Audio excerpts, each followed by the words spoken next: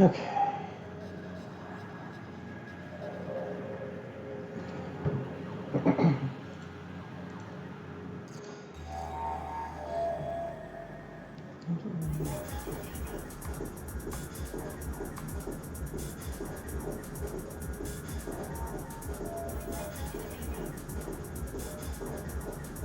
So, what is that doing?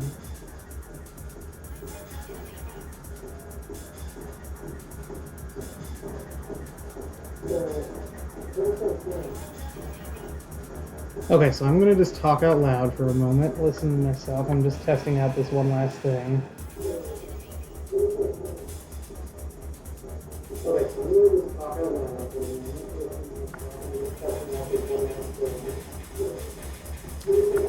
That sounds really muffled to me.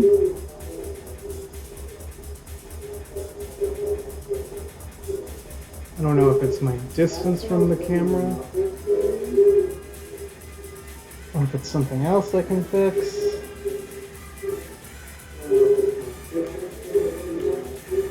But I think my other mic is just gonna work better.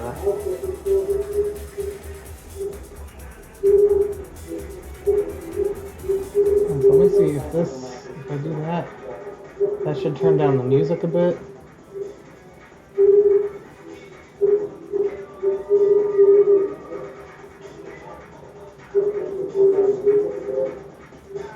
Doesn't seem like it did, actually. What if I just put it all the way down?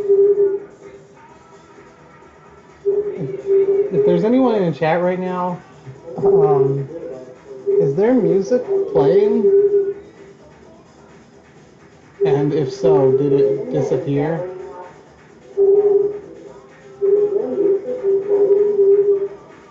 Okay, so this mic is shit. So we're not.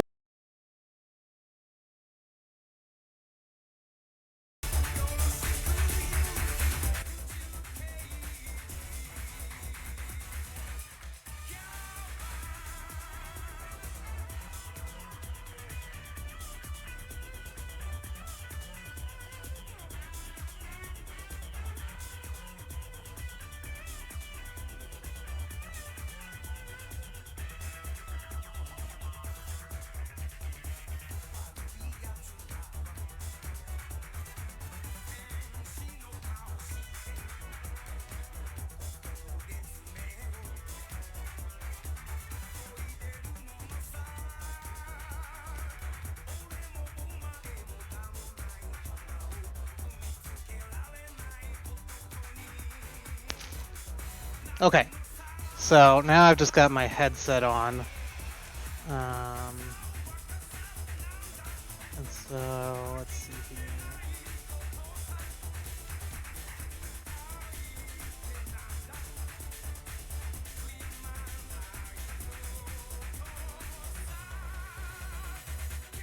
Okay, so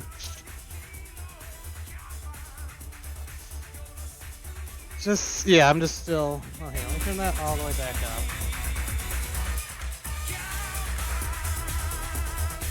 Okay. Let me just test this out.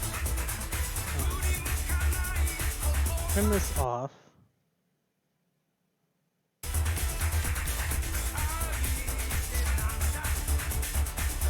Okay, so let's.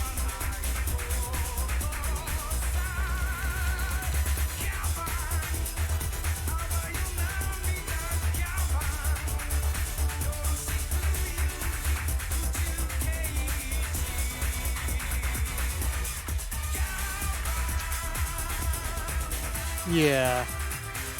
Okay. Okay, so now I've got the good balance between the voice and the music, which is what was already established. It's just, yeah, I've got this gaming headset thing, and just for whatever reason, the mic it's not a very loud mic unless I stick the thing into my mouth. So I just have to set both the mic and the music pretty low, and you have to kind of turn it up on your end. But that's fine.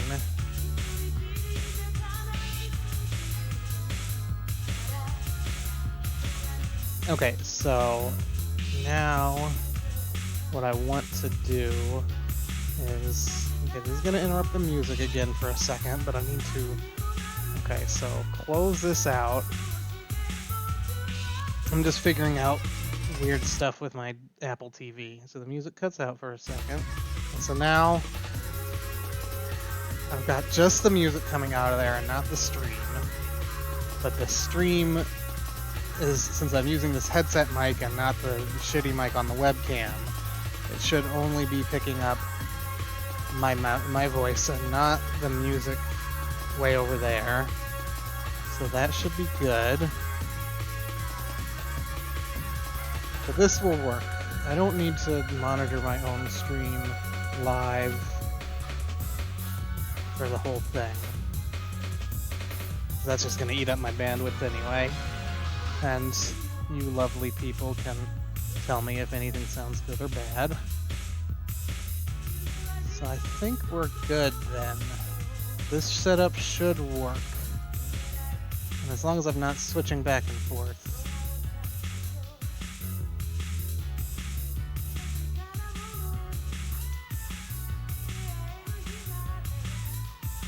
And so I've got the chat on my phone.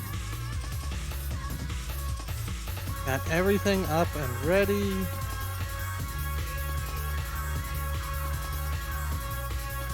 We should be all good. I wonder, there's one other thing I didn't, okay, so this projector?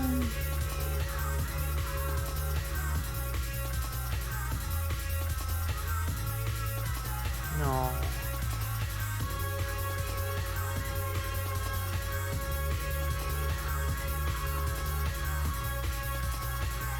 I wish there was a way to, you know, so I'm using Streamlabs OBS. I wish there was a way to look at a different scene without displaying it on the stream. And maybe there is and I just don't know, but yeah. But that's fine. So what I actually want to do is, and okay, so I'm going to, one last thing to test. So I've got the, so once I start in a couple minutes officially, I'll give a whole big rundown of everything. Right now, this is just something I put on for background music for this few minutes beforehand. So this is not part of the official group listen, so to speak. So I'm gonna lower the volume on the music. So just tell me if this turns the music down. So I put it way down. So tell me if the music is quieter now.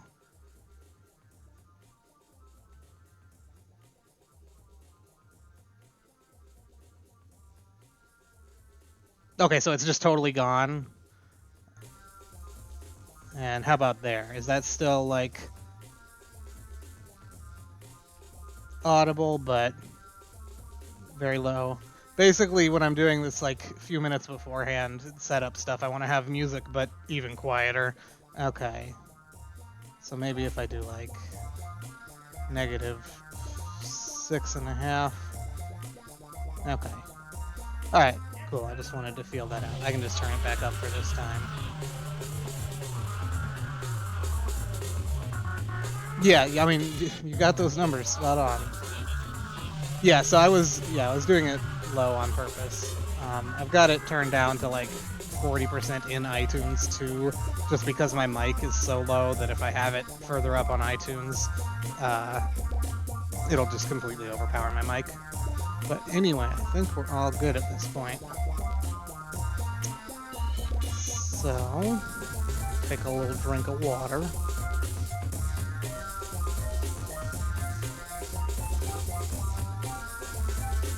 Okay, so I'm gonna turn this down. Let's do like -5. Just have it a little quieter during the intro while we're not officially listening to something.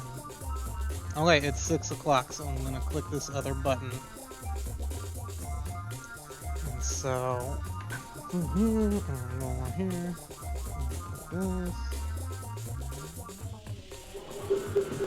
Alright, oh no. Why is my chat widget not showing my chat box? What happened here? It's visible. Hello? Does it not fill up the chat box when the scene isn't active? Someone say something. Mash some word. I guess I can say something in the chat. I forgot I can do that. Okay, so it just doesn't... Okay, I don't like that. I don't like that it doesn't fill up the chat widget when the scene isn't active, but oh well, whatever. These things happen. Okay. Are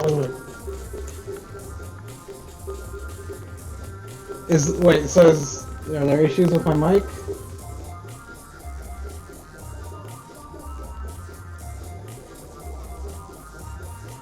When I'm not talking, does it sound weird?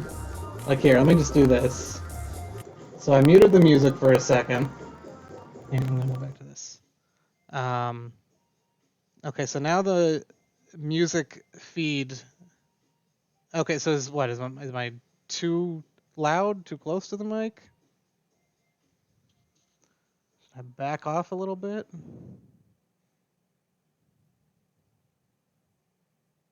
Oh, I bet I'm like doubling. Oh, I know exactly what it is. Okay.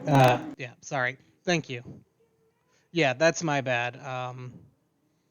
I still had the webcam mic unmuted in the main scene, the shitty webcam mic that, yeah, sounds awful. I tested that out a few minutes ago and it was bad. Okay, all right, we're good. So, now that everything is working and everything, it's so weird to look at this camera, which is not in front of my computer. The computer's over here, so I'm just staring at this tiny little lit up device, but that's fine. Let me turn down my own volume on the music too. Well, okay. Let's do this one more time. So when I transition the scenes, I'm just still crackling all this up. All right, here we go. All right, well, welcome to the first official installment of Bricks and Breaks, as coined by the wonderful Axum Rangers, aka Burning, aka Sue. Thank you for coming up with a name for this. So, I'm gonna give a brief little intro spiel here. I did a couple of test streams for this just to work out all the kinks. Obviously, there's still a few kinks we're working out, but it's mostly good. Oh yeah, every time I switch that scene, it empties out the chat widget. That's awful. Anyway, that's fine. So, just to give some background on what this is and why I'm doing it and what inspired me to start this up. I think probably most people watching are aware of this, maybe not. Since like 2006 or so, I've been really passionate about Nerdcore techno, which is, to be very reductive about it, techno music primarily from Japan that enthusiastically samples pop culture, be that TV, games, other music, anything really. Like I said, that's a very reductive take, but if you have no idea what I'm talking about, then that gives you a good, very simple baseline to go from. And so that passion and my interest in this music, I moved to Japan in 2013, and just before leaving Japan in 2018, I compiled a 400-page encyclopedia, basically detailing every Nerdcore Techno and Nerdcore Techno adjacent release known at that time, and also, background information, show flyers, artist profiles, what have you. Because I'm very passionate about archival also, and I wanted to have a nice physical thing cataloging this music. And so I did that, and then I came back to the United States like less than a month after putting this book out in Japan, and I crammed the actual production of this book in the space of like less than 6 months. So I got really burnt out on music, and especially on, like doing anything that's kind of trying to share it with others and that sort of thing for a while. But what kind of drove and was the seed of the idea for this is that this has been going on. This has been a thing for a very long time, but recently it became a lot more prevalent. Is in, I guess, the name of archival, a lot of people are taking this music and just uploading it wholesale onto YouTube. And I have a lot of thoughts about that and about good and bad ways to go about archival that I won't necessarily get super deep into right now. But I feel like that's not the best way to go about it for a number of reasons. Mainly, there's kind of two big gripes or complaints I have about it. One being that a lot of these artists are still active, if not musically, then at least on the internet. So that's kind of doing this without their permission in full view of them, and I think that it's not quite as thoughtful as it could be, especially if you want to encourage these artists to be interested in helping out in the archival of their music and making it publicly available. And the other big reason that I'm not a huge fan of just taking the whole album and putting it on YouTube with a Discogs link in the description or whatever is that there's no context there. So, and especially a lot of these channels that are doing it are doing all kinds of different things. There's no focus. So, you might see an upload from an artist that you've never heard of before. You listen to it, it's really cool, but then you have nothing else to go on. It's just kind of one thing in a sea of other things. And I feel like in some ways that's almost worse than it not being available at all, because it loses some of that specialness, I guess, of knowing more about it and what it is and where it came from. And so, in thinking about that and in recently just kind of wanting to be involved in doing musical related things again, I don't produce music, so that's not on the table for me. I was like, what can I do? And, I have plans in the back of my head for, comprehensive public archival of this music 5-10 years down the line, but that doesn't help people who are interested in hearing it now. And of the hundreds and hundreds of releases in this book, probably 95% are no longer commercially available, and like 80% of them you can't even get digitally, and they rarely, if ever, show up secondhand, and if they do, the prices might be exorbitant and unreasonable, and you don't want to give that money to some secondhand shop in Japan rather than the artist. So obviously the ideal solution for that is the artist himself, or someone else with the consent of the artist to re-release that music digitally or physically. I'm not too familiar with the label, but Retrack Records recently put out cassettes, and they're doing vinyls and a digital release of Sonic Draggle's My Sweet Honey Bunny with the consent of the artist, and that's the perfect thing to do. Obviously, especially since it's, primarily Western or English speaking, or at least not Japanese speaking people who are pursuing this, there's a language barrier sometimes, and some of these people might not be able to get in touch with them, this or that. So it's not easy, but you can do that. But for the things that you can't do that for, I was like, well, it would still be nice for people to be able to listen to this music and especially listen to it with a little added context, background information, and that sort of thing.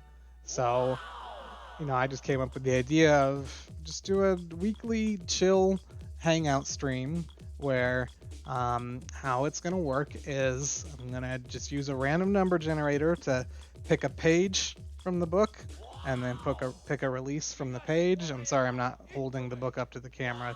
Mostly I'm just focused on speaking right now. Seems like the lighting on this camera isn't great. I should set up like my circle light or something, but we'll worry about that another time. And so yeah, the idea is just we'll take random picks from this. I have access to a good chunk of what's in here, not everything, but that can be interesting. Even if we land on something I don't have, I can talk about like what that is and why it might not be available. And yeah, I can discuss what I know about the music. We can listen to it, and I think it strikes that middle ground well between sharing this but not being blatantly not factoring in the artist's wishes about it. Let me look at the chat here a little bit. So they did a second run of the tapes. Oh, okay, the vinyl did sell out. Yeah, I wasn't as interested in the vinyl just because I didn't want to wait that long for it. But yeah. Yeah, so just thinking about stream logistics stuff here. I guess I should have the chat in front of me so I can glance down at it on my phone so I'm not looking over here all the time. But anyway, back to what I was saying. That's the general idea. I think every once in a while I will do showcases where I select a specific thing to listen to, especially if it's like a free online release. Or if I, get something in the mail that wasn't previously available. Hint, hint, I have a package coming probably sometime in next week, hopefully before next week's stream. And I might even do like a little extra unboxing stream for that. I don't really care about it that much, but it does have some cool tools if you reach affiliate.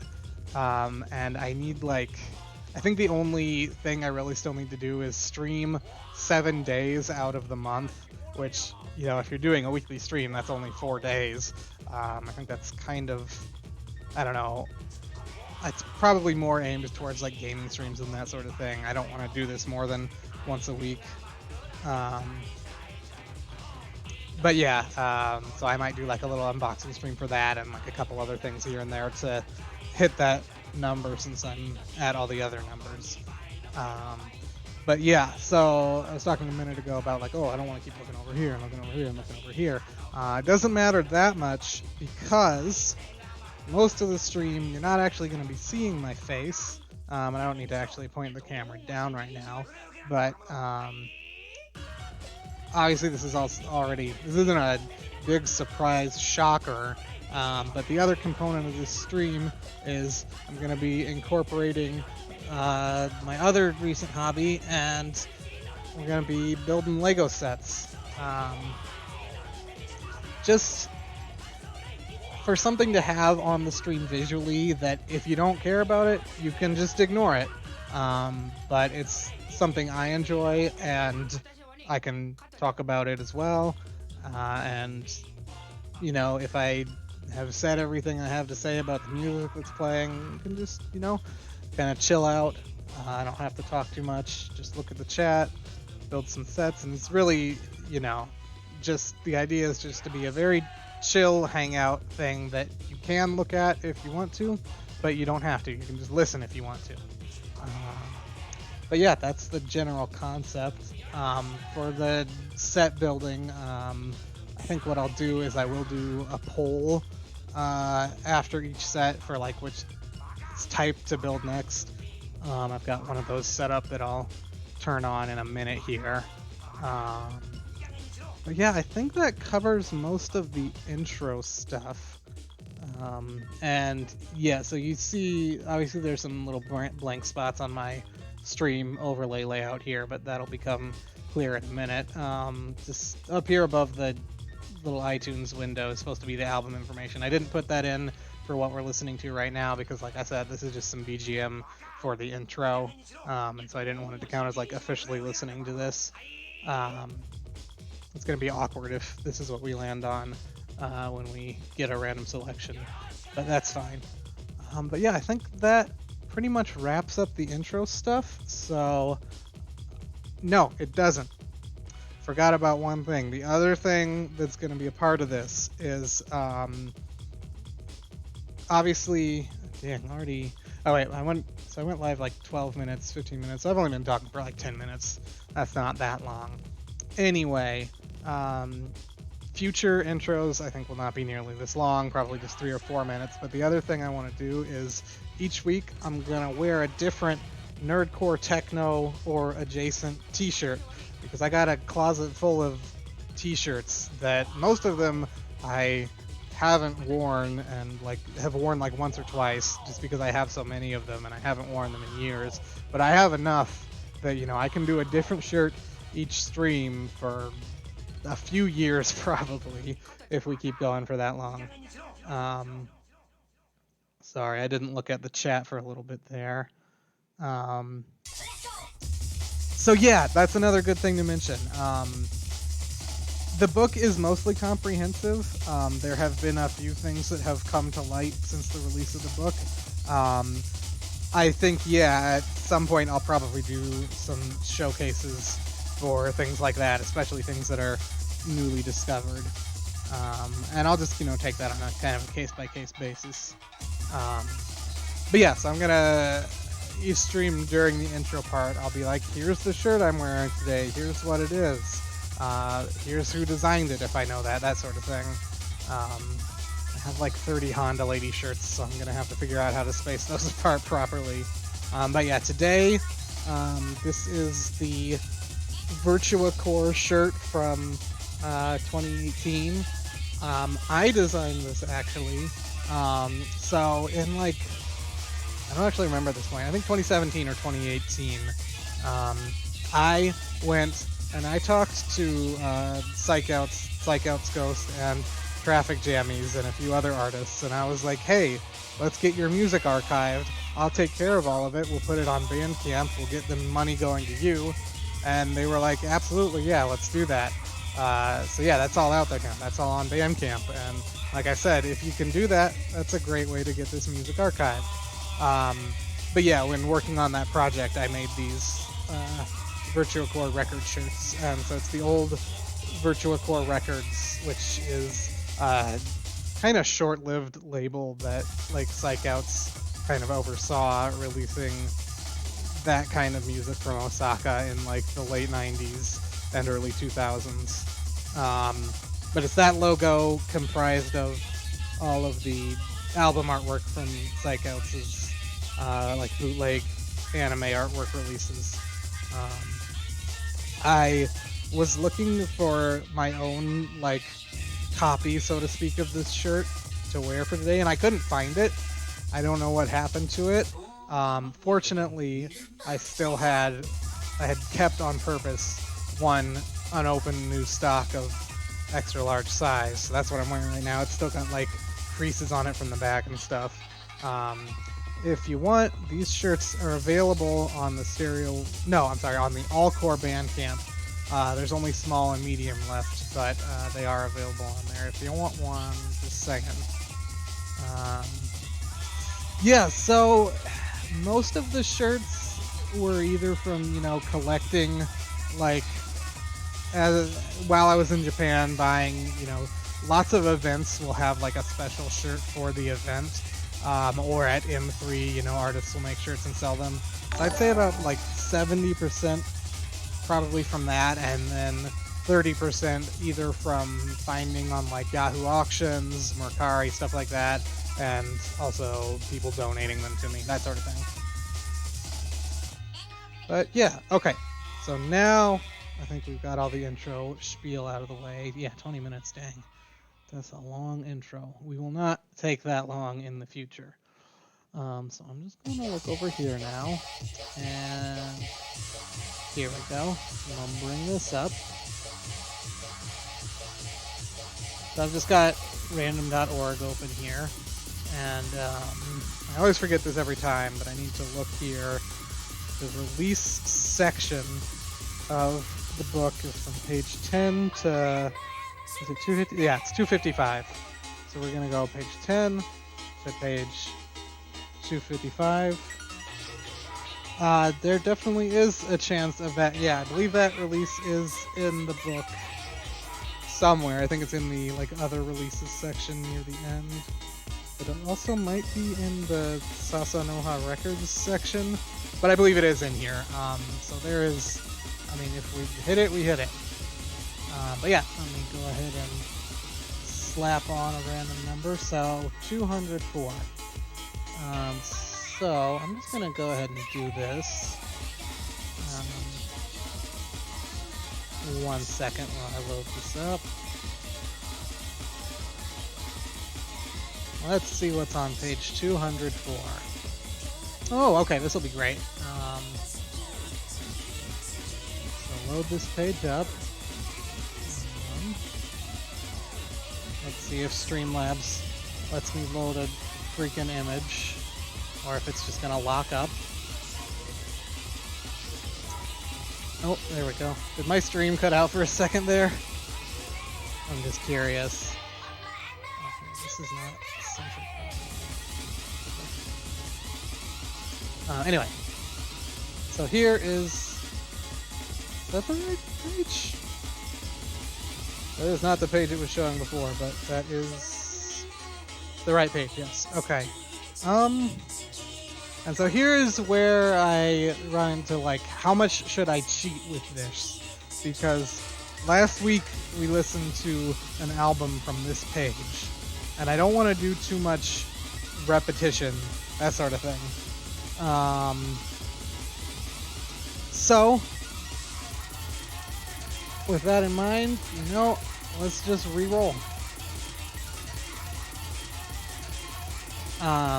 But yeah, so with things like that, I'm gonna allow myself re-rolls just so we can keep some variety and whatnot. Okay, page 217. Let's see if my whole computer locks up again when I change the image I have loaded here.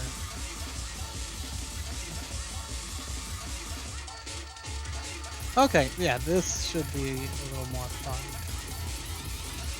Okay.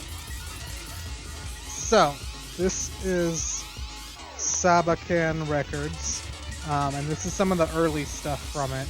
Sabakan Records is a net label run by Guchon, and put out a bunch of stuff from mostly Guchon and Fujiko Pro in like the mid-2000s, and then kind of went dormant for a little while, and then came back putting out like 2 and 3 track singles or releases on Bandcamp for a long time. But yeah, this is some of the old early stuff from it. But I've listened to a good chunk of this, but not all of it. So let's see what we get here. I'm just going to go ahead and hide that again. And now we'll just go 1 through 9. I think I have everything on this page. Okay, 7. And so the layout, I'll bring the page back up here. We count from the right to the left because this is a right to left Japanese book. So the 7th release is going to be, Pump Up from Fujiko Pro, Fujiko Meiji. And that's a pretty short release, only 6 tracks. So it won't be super long. Generally, I'm going to do the stream for about an hour and a half to 2 hours, depending on how long the releases are, what we roll, that sort of thing.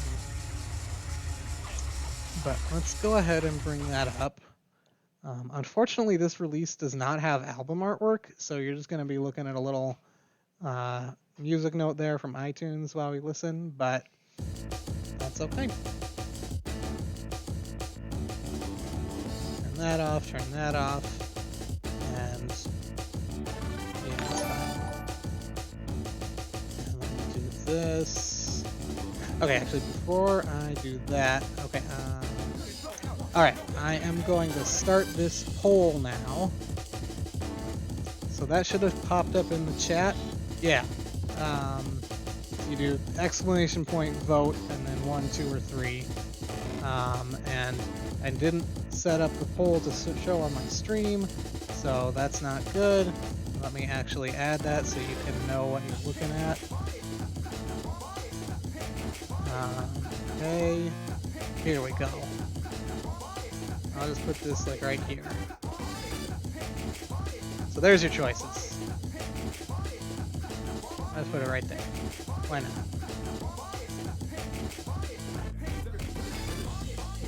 And while that's up, I'll go over here and type this stuff in.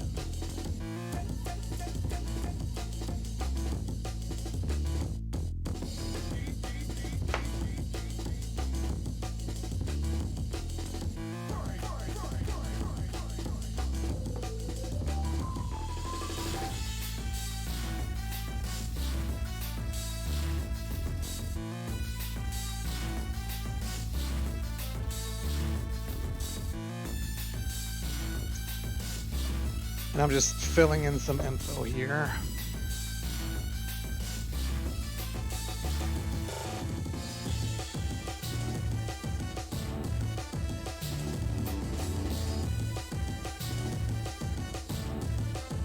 And I'll just let that poll go until I finish typing this info in.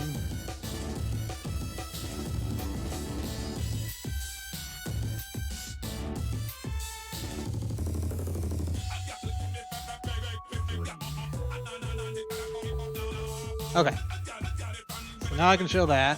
Like I said, no album artwork, unfortunately. Oh gosh, why does the poll window have a scroll bar? I guess I just have to make it bigger? No, that doesn't work. Why does it have a scroll bar? I'll have to figure out later how I can fix that, but we can see everything, fortunately. And so it looks like... no, you cannot vote twice. If I hit affiliate... Still figuring this stuff out. If I hit affiliate, I can do polls directly through Twitch, and you can use bits or channel points for extra votes, apparently. But yeah, not with this, unfortunately. So,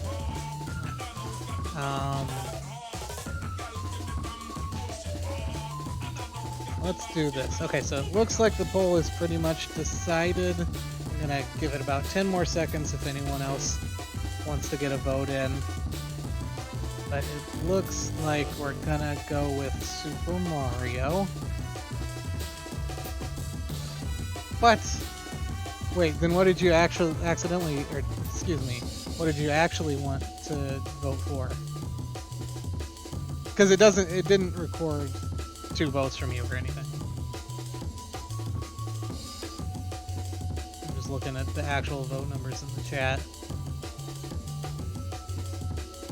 Yeah, so we're good, All right, well that's good, because that's kind of what I was planning on, or gonna do anyway. So let me plop this out.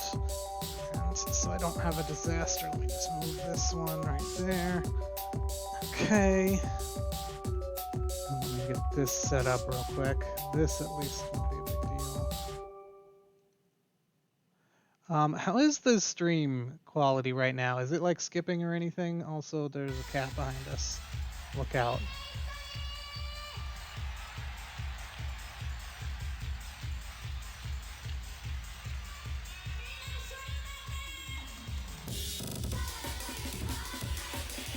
Seems like when I like load a new image or that sort of thing, it seems like the stream kind of drops a little bit.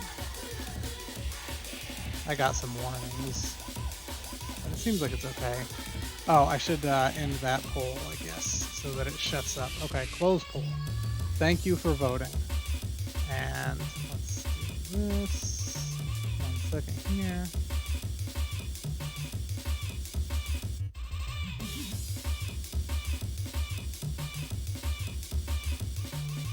Alright, reveal this. Why is that not? Is that centered? I guess it is. That's weird. That text label does not look like it's centered properly. It's not, is it? Is this set to center align? That's weird. Well, whatever. These are the kind of things, I didn't mention it this time, but I want this to be not lazy, but really laid back so that I don't have to stress over things. And if stuff doesn't work 100% perfectly, who cares? But yeah, this is what we're gonna do. This is one of the recent Super Mario sets that came out. I've been looking forward to building this one because it's got fucking Reznor from Super Mario World. So let me get my thing here and open this up. Use a letter opener to open up the tape on here. So let me actually also back up in my mind a little bit while I'm pouring this out, and talk about the music a bit more, because that's the main purpose of the stream, is to listen to the music.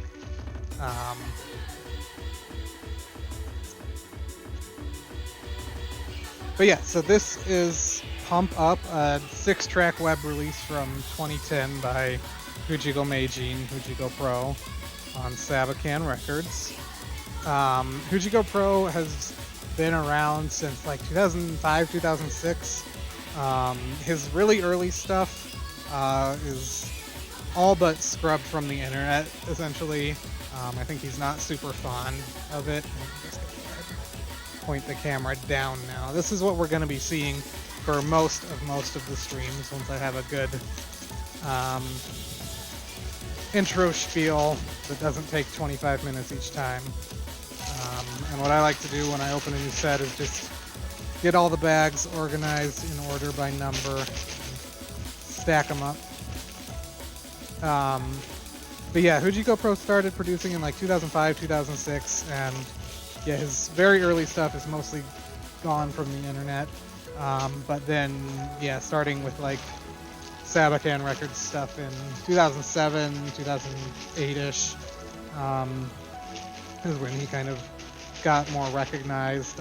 So he's kind of part of that like second generation kind of nerdcore artists, along with, you know, like Guchon and Jiskurion, people like that. Gotta learn to count here.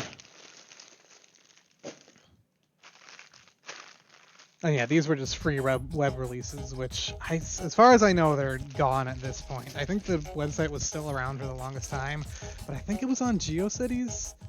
And obviously that's completely gone now. But yeah, lately, he hasn't, so right now, currently, since like I think 2015-ish, he's mainly been releasing music as part of the duo Kokushi Muso with Guchon, who's the owner of Speedking Records. And so they've been, you know, really popular. They have a couple 7-inch vinyls out and a bunch of web releases and stuff, but he hasn't put out anything solo in quite a while. I think the most recent major thing was the Akira-inspired cassette that we listened to, I think, last week. But he also does a lot of design work. He did some design for a couple all-core things and like a number of event flyers and album artwork, that sort of thing. His design stuff is really good. He recently set up like a Twitter, like a portfolio design Twitter, which I'll see if I can find here. I'm not sure if I'll be able to quickly find it though. Yeah. Let me see. I don't remember what the name of the Twitter was is the problem, so hard to immediately find it. Let me see if it's linked from his main Twitter. Yeah, here we go. I'm gonna link this just because it's all his design stuff is really good. Share, copy, link to profile.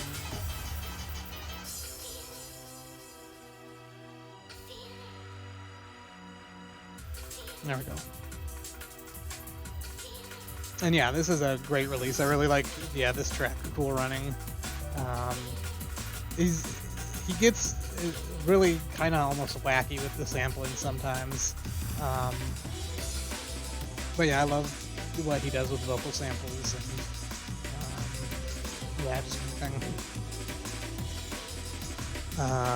But yeah, so the one thing about these Mario sets that is kind of not the most ideal is they don't come with paper instructions. They want you to use the Lego Super Mario app to build them, and I don't want to have that open on my phone because then I can't look on the chat and stuff. So I'm going to have to pull up the PDF instructions on my computer here, but that's fine. I didn't turn the music back up, did I?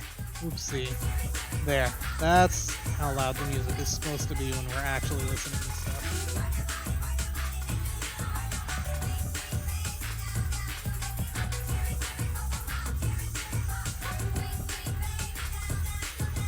Yeah, the last couple test streams I was using my phone as a camera, so I wasn't even able to look at it, but that just like wasn't actually even working very well, so I just went out and bought an actual webcam.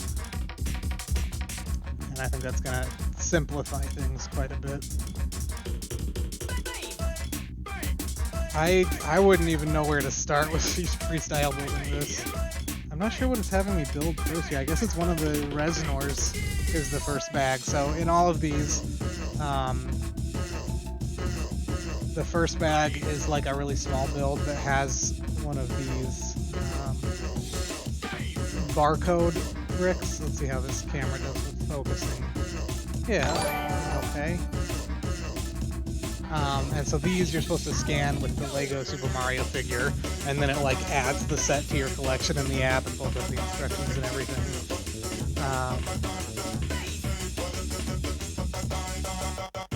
And so the first bag is pretty small. It looks like it's just the two little Reznor statues. But yeah, now I've got that up so I can actually start building. I don't have to worry about looking to the left over and over again because the table is on screen. Right. There we go. And yeah, thank you all for the follows. I hit 50 like just before the stream started. So yeah, like I said, I don't care that much about affiliate, but it will add some really useful tools. So I just need to stream more at this point and make sure I hit those numbers. Yeah, samples of Minecraft 400 are like really popular in Nerdcore tracks, which, you know, not surprising. That especially for like the kind of first generation of Nerdcore artists, that whole Avex and Juliana's techno culture really influenced a lot of things.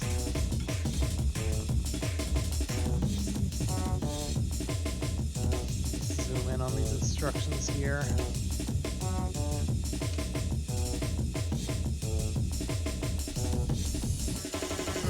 Should I go down a little more? Yeah, that's a little better. Go back up a little bit. Oh, okay. I gotta flip it over.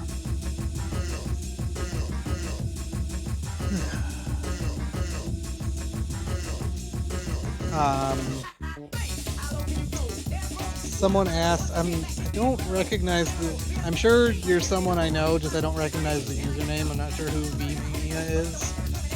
But they asked how I came to have so much Nerdcore techno available. And it's really just been, you know, because I've been into it since like 2006 and constantly looking for secondhand things on like Mercari, Yahoo Auctions, Surugaya, and just basically getting as much as I can, and especially also when I was living in Japan, being able to go to events like Comiket and M3 and grab everything new when new stuff was coming out definitely helped a lot. And then also just making connections, friends, and other people involved in music helped with that a lot as well.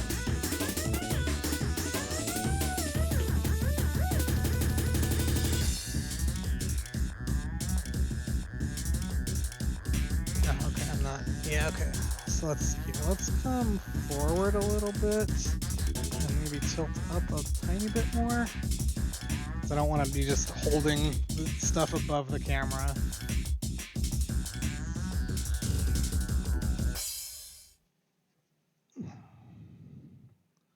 What am I looking for here? This. And two of these guys. And two of these. It's kind of hard to quantify rarest exactly, because there's rare in terms of number of copies produced or number of copies still exist, but also just rare in terms of maybe 1,000 copies of this were made, but it's never shown up for sale online. Like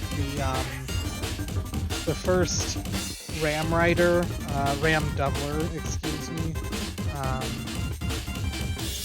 The first RAM Doubler fake compilation release apparently had 1,000 copies printed. I think it's a pressed CD, and it's just never shown up online. So I don't even have rips of that or anything. So if we land on that, I can't play it. Did I do this wrong?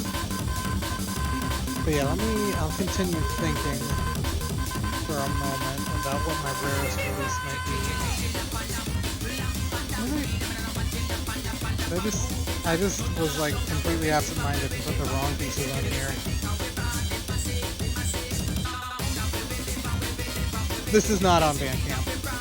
And yeah, that's kind of, like I said, why I'm doing this kind of thing, is so that these things that aren't currently available.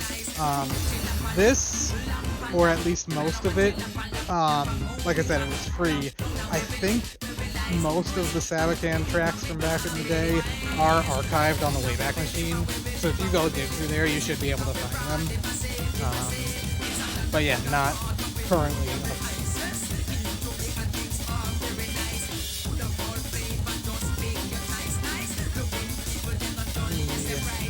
Scroll back through the chat in a second here.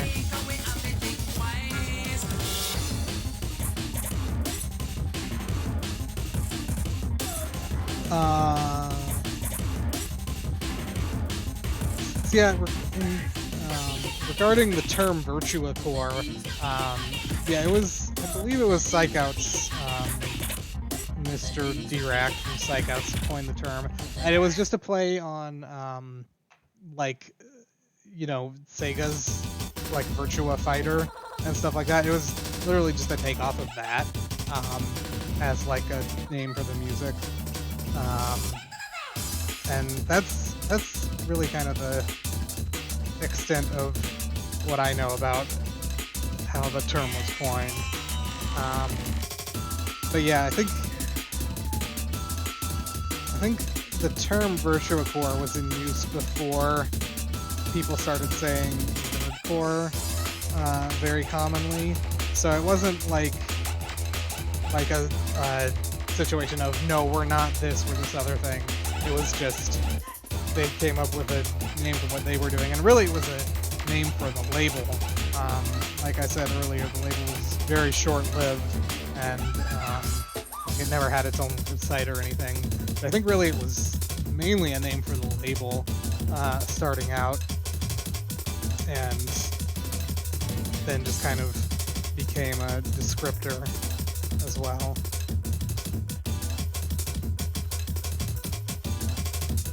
I know, unfortunately, nothing about main technology. I think a couple of the artists are also on a lot of indie music label releases, which I know even less about, and that's why I didn't actually include Ping Music Label in the Encyclopedia. But yeah, unfortunately, I just got no info on that. It was, I had only so much time to research things, and that was kind of one of the ones that fell by the wayside.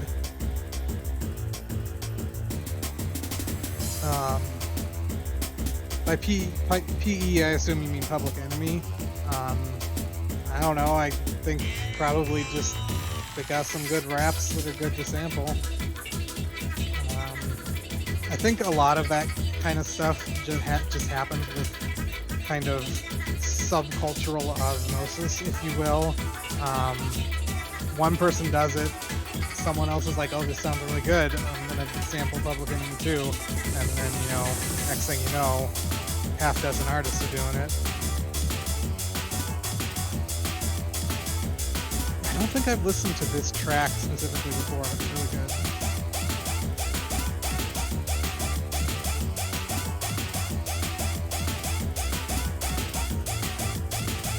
I find myself a lot going back and like listening to just the music from the first gen Pokemon games. It's so good.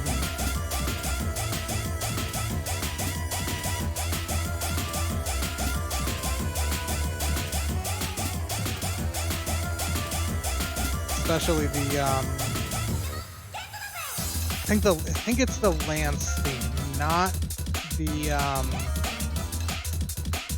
the Gary battle theme. Spoilers, sorry, the rival battle theme. Not that, but the Lance battle theme.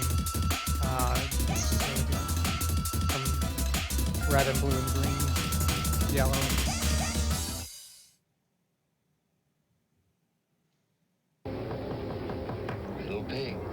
Little pigs. Oh, is that? I gotta pay attention to. Not by the hair. Yeah, okay, we're done with that. No, we're not listening to that. So it's already time to pick another album. So let's do that. I don't want to have anything else playing in the background because this is just going to take a minute. Let me go back over here, make sure this is up, turn this back on. So we got to go 10 to 255 again. And I'm just going to kind of pre-screen this page so I make sure I'm not wasting my time because it seems to make me drop frames whenever I load up a new page image. Okay, yeah, all right. So let's pull up this page. One moment here.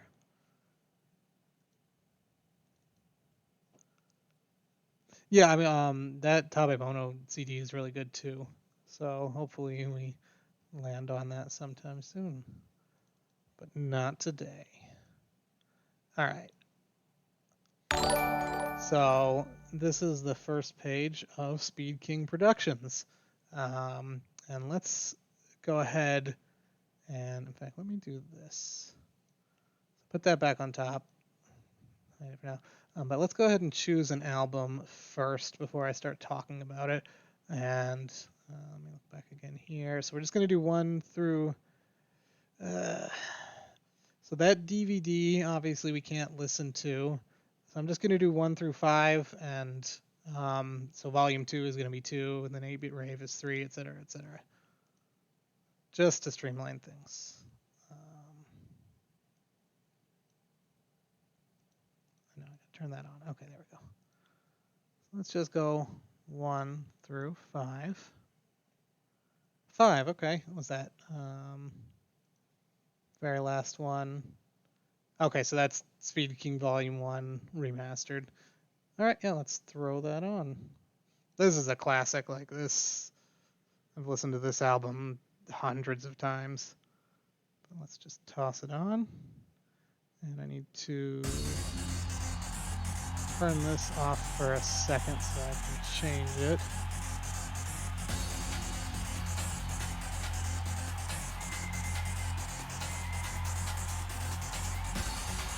Give me 1 second here to input this new info.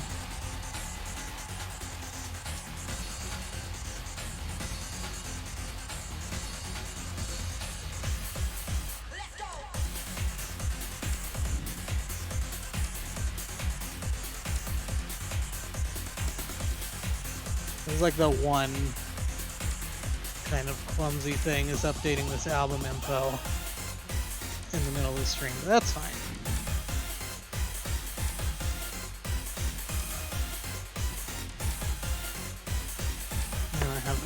True status.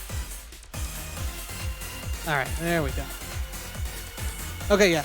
So we get to talk about weird, made-up genre names again here.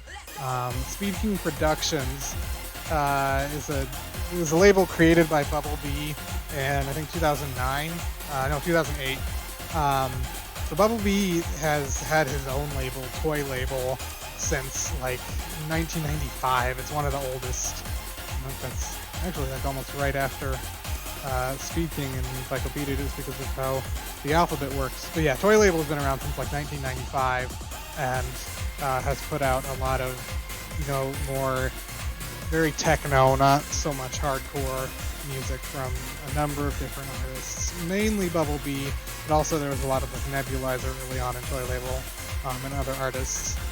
But in 2008, he started a separate label, Speedking Productions, to put out compilations of death techno, which I guess death techno is a slang term that was, I don't know, popular on the internet in the like early mid 2000s to refer to the kind of music, being played at like Juliana's Tokyo events and, like basically Gabber, Rotterdam techno, that sort of thing.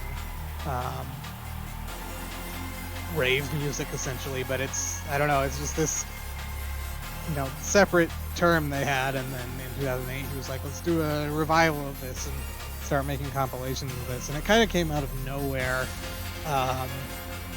and was pretty different to anything else that anyone was putting out at the time. 2008, so this is a reissue from 2010, just because I'm being technically accurate. They're both in the book, and this is the one we landed on. But it originally came out in 2008, and I lost my train of thought there. Right, so 2008 was almost kind of around when there was a bit of a lull. I'd say 2004, 2005 is kind of the end of the first heyday of nerdcore techno, and then that's when J-core, very much went on the rise. And I think Speedking almost rides the line a bit between nerdcore techno and J-core, because, like I said at the beginning, nerdcore techno is reductively basically pop culture influences, and this music, there's not a bunch of anime samples and that sort of thing in the Speedking albums, but there's a cat here. That's fine for now. But obviously this music is very heavily influenced by like Rotterdam techno, rave music, that sort of thing. And in that sense, that's almost like a pop culture influence. And so that's, Speedking also has like some sushi inspired albums too and stuff, so it definitely fits. But yeah, sorry, I kind of meandered a bit there. Oh my goodness, this cat wants to play with the Legos. That's not okay. I'm gonna take a drink of water real quick. But yeah, Nerdcore was kind of in a lull around like 2008. That's around when like Guchon and Discurium and those artists started really kind of getting bigger, putting more stuff out there, but kind of at the beginning of that. And so yeah, this was like a really big thing to come out and kind of revitalize things a little bit. This album is how long? It's chock full, yeah. It's basically an entire CD, an hour and 17 minutes long. I think we'll probably just have this be the only other thing we listen to this stream, because that'll bring us to just a little over 2 hours, which should be perfect. The original version of this release wasn't mixed exactly, but it was like sort of mixed. But this reissue has everything unmixed and completely separate.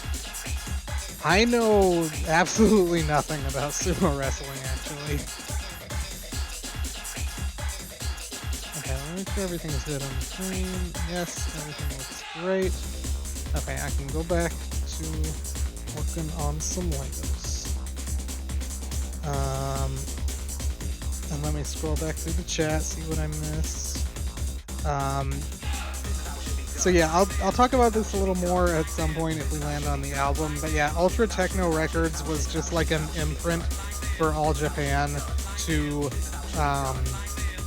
they wanted to release that album with like commercial distribution, but they didn't want to use the All Japan Records name for various reasons, so they came up with just a sub imprint called Ultra Techno Records, basically.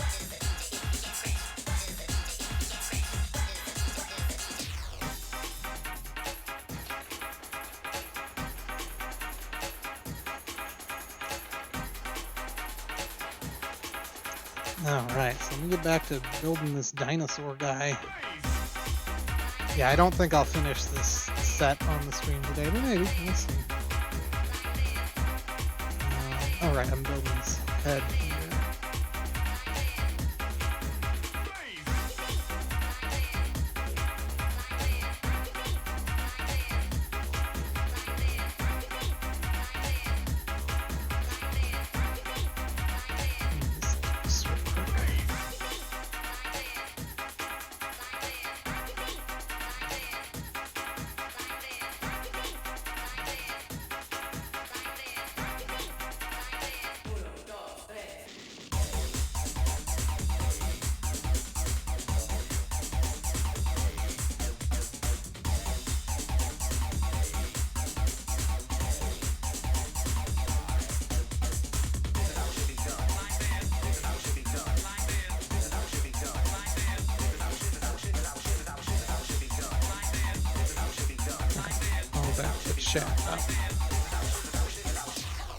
And I believe that Bumblebee actually does have all of the, I think all of the Speedking releases available digitally.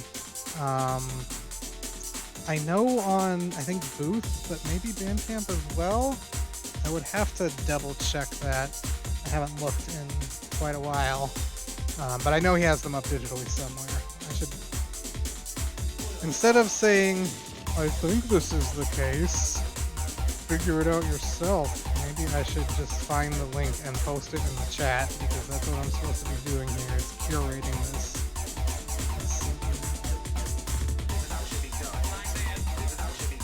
I know he put a bunch of stuff on Bandcamp recently.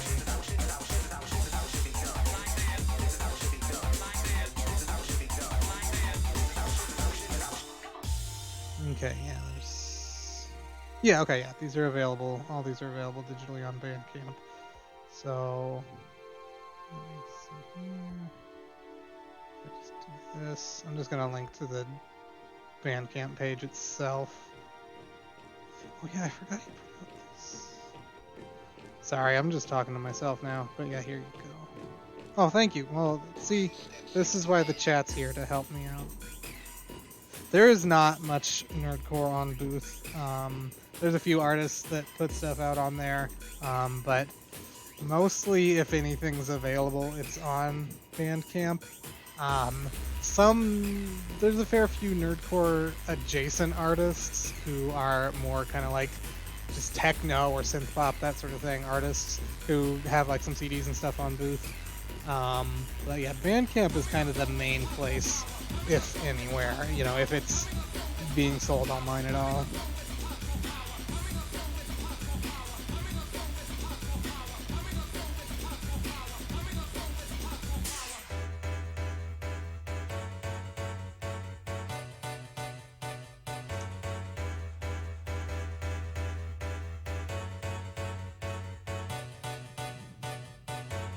Well, I've gained like 10 followers since just before the stream started. That is great. I appreciate it. Let's see. I'm looking for these guys. I should check how my camera feed looks again. This is the problem with these Mario sets, is I have to have the PDF taking up my whole computer screen, so then I can't monitor my own camera feed and make sure everything looks proper.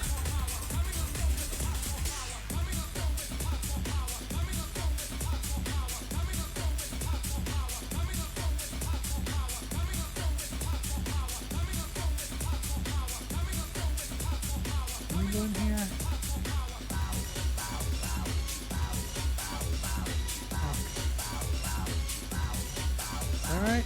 That's right. Yeah.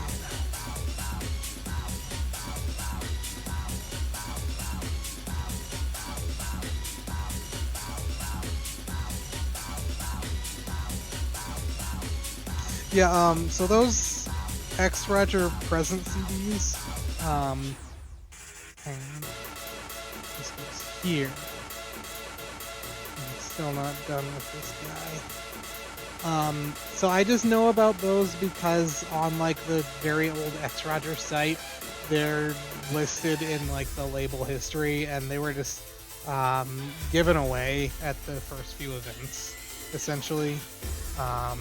Yeah, I've never seen them go up anywhere, and I don't really know anything beyond what it says in the book, essentially.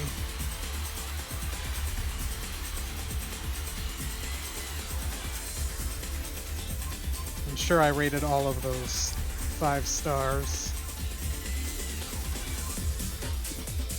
Look here.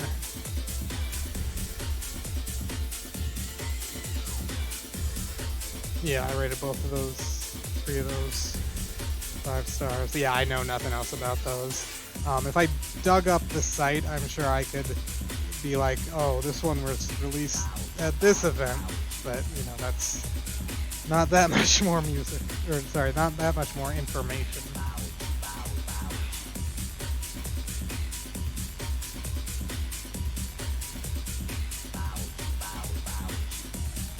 I know very specifically that Foxyun does not want, or has been, you know, not super stoked about seeing stuff uploaded on YouTube and that sort of thing. I haven't tried too much to be like, well, hey, then you should put it up yourself, sort of thing at this point. But yeah, that might be part of why it's kind of harder to come by that stuff.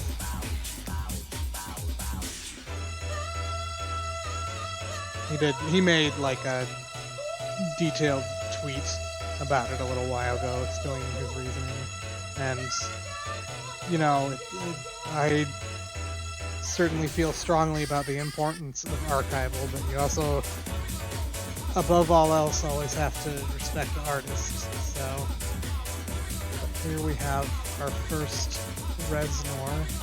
Is this camera gonna focus properly on this guy, or is it just gonna be completely blurry? I don't know how to make this camera refocus. That was the one. There we go. His mouth opens up.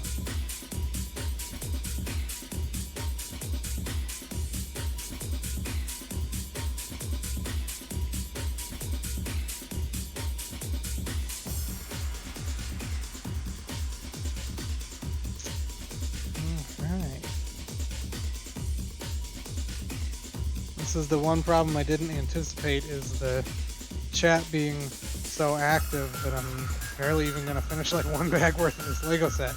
But that's okay. This means I can do more building on my own time.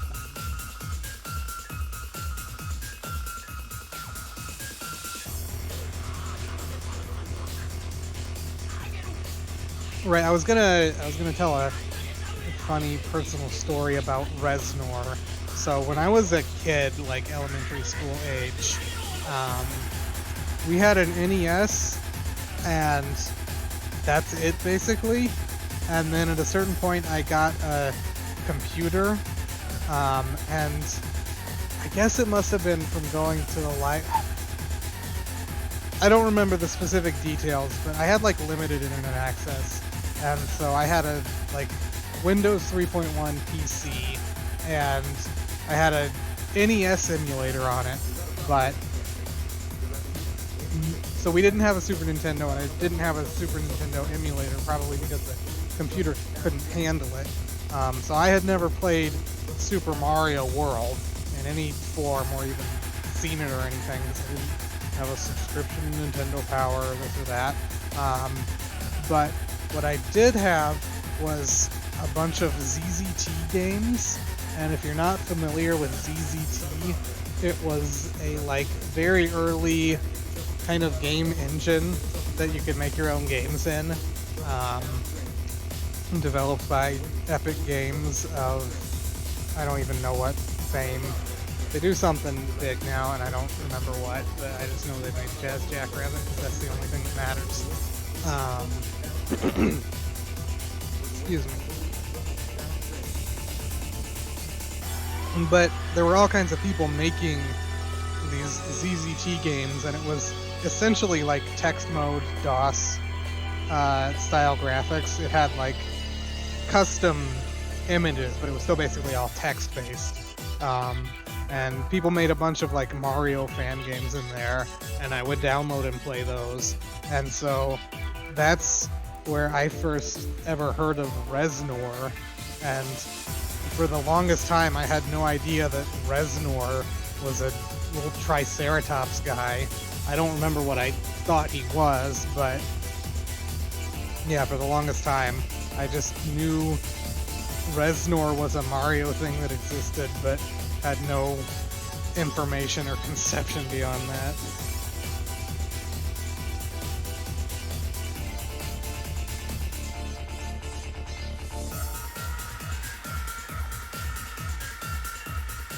So this Reznor has something in his mouth. I don't actually know what this thing in his mouth is supposed to represent. Oh, he's shooting a fireball, of course. Okay.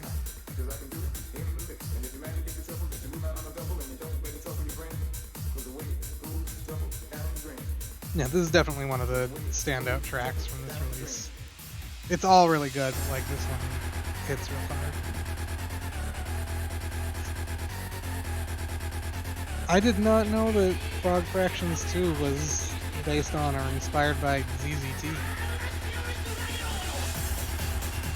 I kind of followed that whole Frog Fractions thing from a distance, but I never actually played Frog Fractions 2. I played some of the first one, I think. But yeah, I had no idea that. My interest is very peaked now.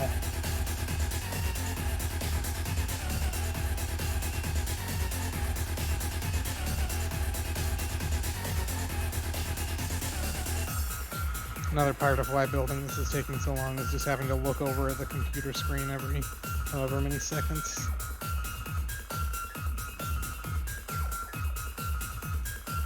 There's only a few other Mario sets I have that I haven't built yet, and I will probably want to change things up each stream, so this might be the only time I'll have to deal with this, but we'll see.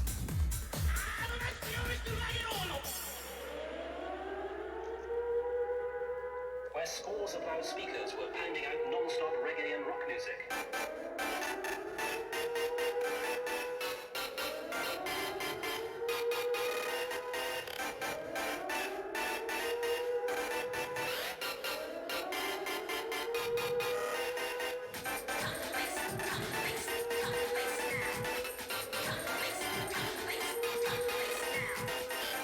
Good. Screwed something up here. Oh, I'm supposed to put... How does that work? Oh, just right there. Yeah.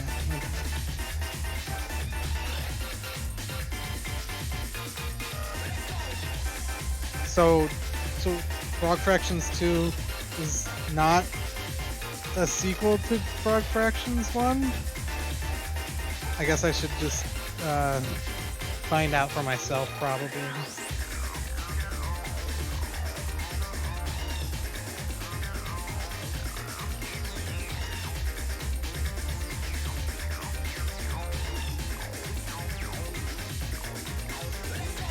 Yeah, I feel like the whole first half of this album just goes really hard, and then I'd say around track 7 or 8, which we'll get to soon, it's not bad, but it definitely gets a little lower key, and then definitely pumps back up at the end, but there is a bit of a lull in the middle.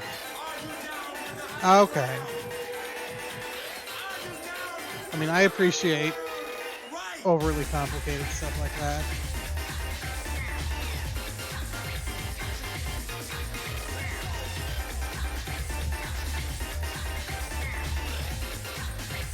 think I'm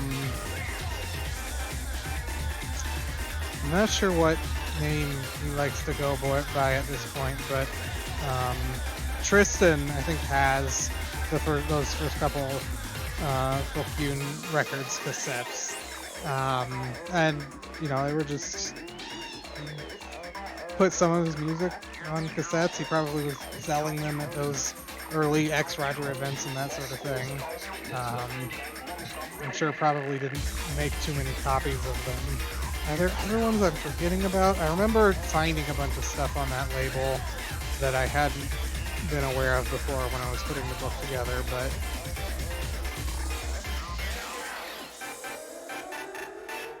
oh right, no, I thought about the early CDRs. Oh, and the early cassettes, yeah. Yeah, I mean, you know, basically anything in the book that's not on Discogs is probably something that has one line mentioning it on an old website, and that's the only available information. Yeah.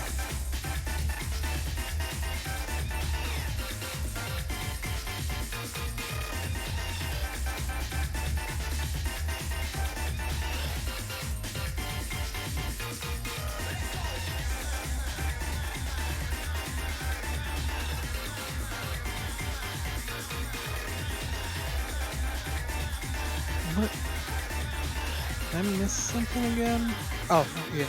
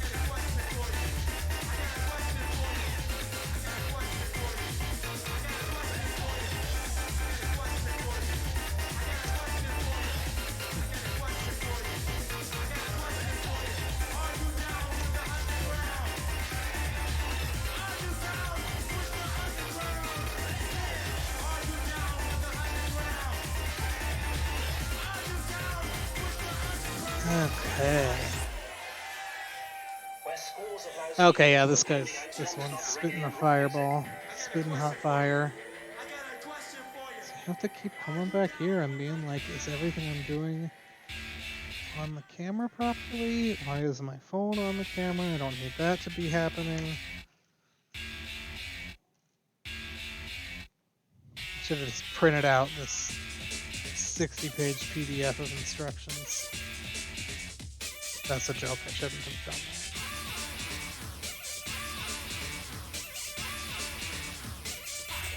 This is probably my favorite track from the CD.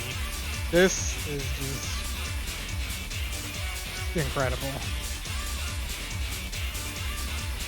And I never really realized it for the longest time, but this was like the first Missile Chewbacca track. They, I think, formed for this release. Let me make sure I'm not talking out of my ass on that, but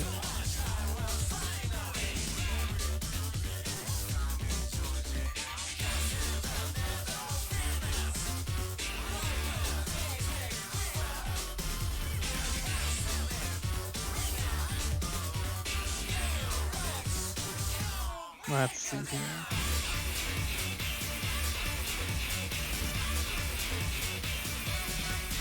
Why is... Oh, because it's mixed. Yeah, so this was the first Missile Chewbacca track, and I did not have that fact kind of internalized for a very long time.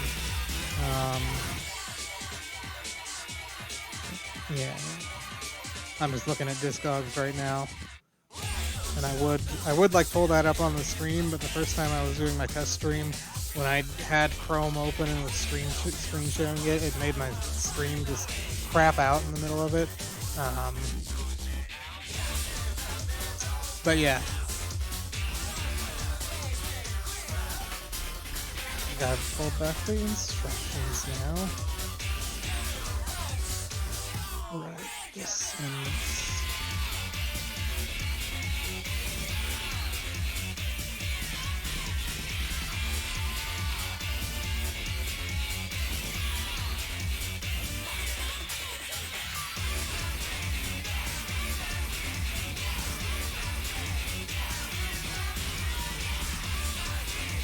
I wanted to look at one other thing here, actually, to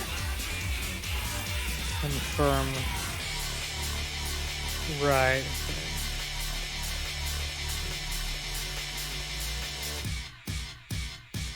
I'm not sure I'd say there's any others that, like, you know, I didn't have any information on, or that sort of thing. There's, like, very early proto nerdcore stuff, like artists who would later go on to be making nerdcore adjacent music, the stuff they were doing before that in like the early and mid 90s. But you know, there's just nothing about that, because anything that happens before the internet was common, basically, you pretty much have to like talk to the actual people to find anything out about it, because there's just like no information available. So I'm sure there's, you know, there's a few things that I am tangentially aware of like that didn't get included, and then I'm sure there's plenty of stuff that I'm just not even remotely aware of, just because, you know, there's the known unknowns and then there's the unknown unknowns, and who knows how much of that there is. Probably not that much, but yeah. Alright, so these are the extra pieces, and we have successfully created 2 little Reznor guys. It's been a while since I played Super Mario World, and see this one's shooting a fireball, and you can kind of see in the back there he's got little transparent orange pieces to represent the fiery pits of his stomach that are creating the fireball. But yeah, it's been a while since I've played Super Mario World. Do later Reznors have more of those guys on the little carousel thing? Is that how it works?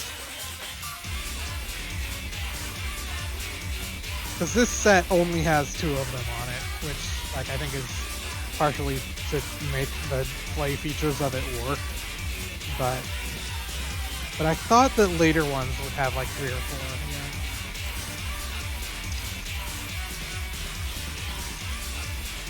That's what I thought. Okay, yeah. Yeah, I've never been a huge fan, honestly, of Super Mario World. I think because when I first played it, it's always 4, really? Huh. Okay. But yeah, I think when I first played it, I didn't understand how the cape mechanics worked at all, and so my brain reaction was just like, the Tanuki suit from Super Mario Bros. 3 is so much better than this awful cape that sucks and doesn't work. And that just kind of colored my opinion of Super Mario World long term, I guess.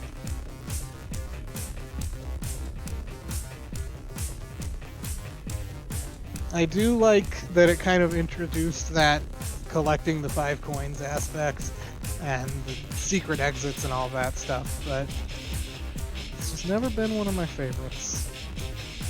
But Reznor's cool, because he's a dinosaur.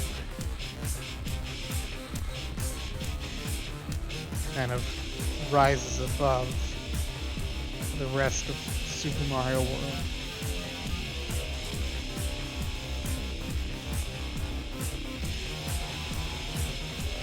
Yeah, for sure. And I'm not sure when I would have first played Super Mario World, to be honest. Like I said, for a long time, I think it was probably on the computer on a Super Nintendo emulator, and so I didn't have like an instruction manual or anything. so I just had to kind of guess to figure out how things worked. There was the first time I played Chrono Trigger in the undersea. I got to the undersea palace, and then I like saved in a situation where I essentially couldn't progress. I had like no MP and no ethers, and I like needed magic to defeat Dalton or whatever. And for like multiple years, I thought I had to just start the game over because I didn't realize you could leave the undersea palace. Just stuff like that when you're a kid and you're playing a video game and there's things you can do that are just, you know, it doesn't even occur to you. And then you grow up and you're like, oh, you can just do this. Can I don't know. Just the lighting from this doesn't seem as good as when I was using my phone, but maybe I'll try bringing out my ring light next time.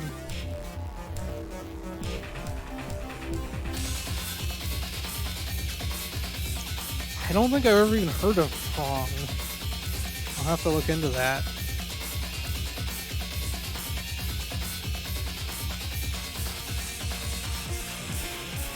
Yeah, this is the Vultures of Death from Pile of Dog Shit track. I know really nothing about that artist or group. I think Pile of Dog Shit is a group, but I've never, I like Googled them once like 10 years ago, but never really found out much more about them. But yeah, like I was saying, this is kind of where the album kind of, it's not quite as ravey in this part, and it kind of has a little bit of a lull, not in a bad way, just in the mood changes way.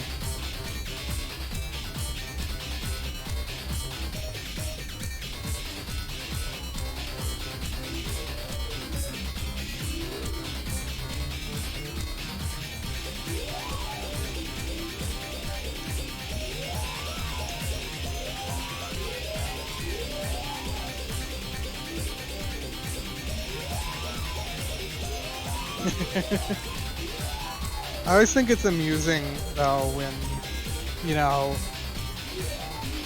obscure, or maybe not obscure, but, like, not popular groups get sampled like that.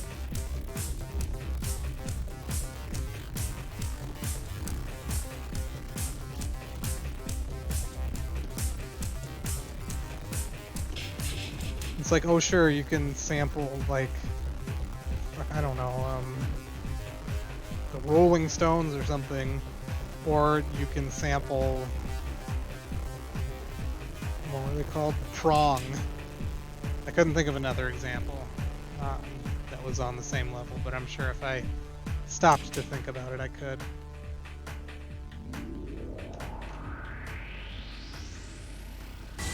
Yeah, I noticed that as well. Are we okay now? Is it better?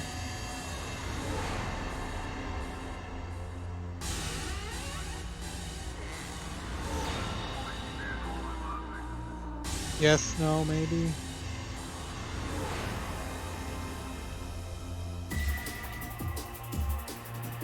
Hello? Did I drop entirely?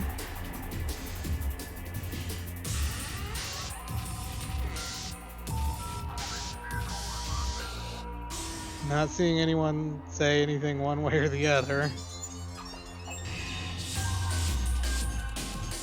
Well, I'm just gonna continue until someone says, your stream isn't streaming.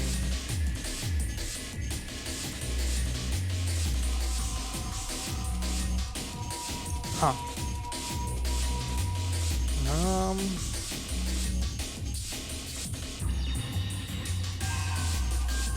No, my little icon was red, and now it's green again, so I guess my computer is just mad that I scrolled a PDF, because how dare I do that?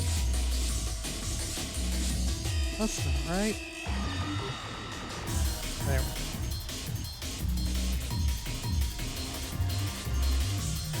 Okay, I'm gonna, for now, keep going as if everything is back to normal. Okay, good. Yeah, I don't know. This computer's okay. I think it's like just barely good enough to work most of the time. Maybe I should do this. Where is it? This image. Unload image when not showing. Maybe that will reduce my CPU load a teeny tiny bit.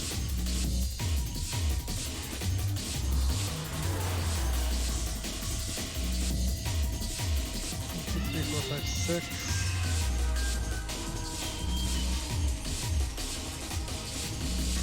Yeah, so, okay, this track is interesting. Funny story about this track. This album was released in 2008. This track, and give me a second here.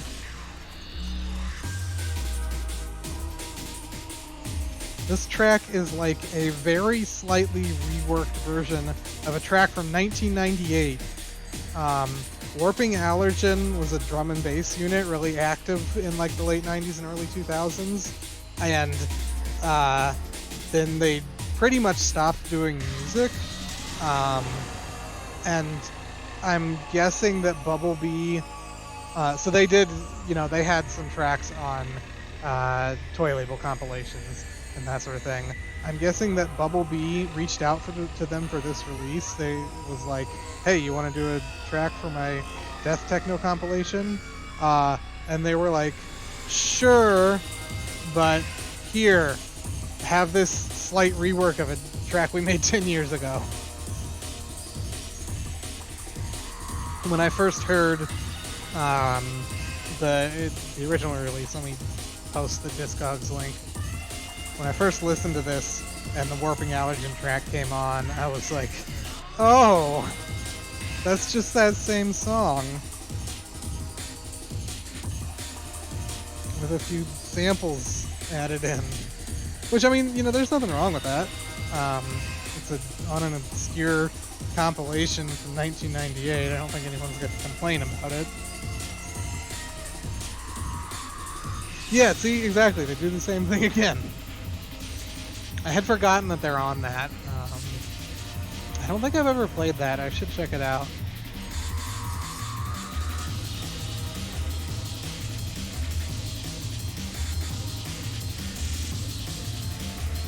And obviously, they're not the only culprits of that. Psychout's Ghost would do that all the time. Be like, here's the Psychout's Ghost remix of whatever track. Oh, it's just one of their other songs with samples from that track added in.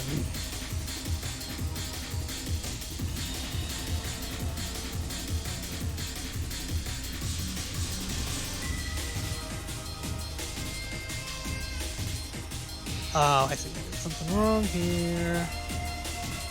One of the guys from Warping Allergen, it was a two-person unit. One of the guys is active on Twitter and did put some stuff up on SoundCloud a little while back. Let me find that real quick.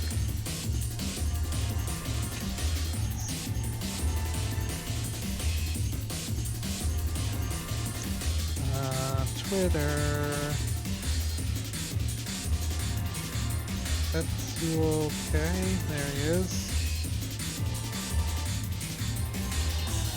I'll just share this real quick.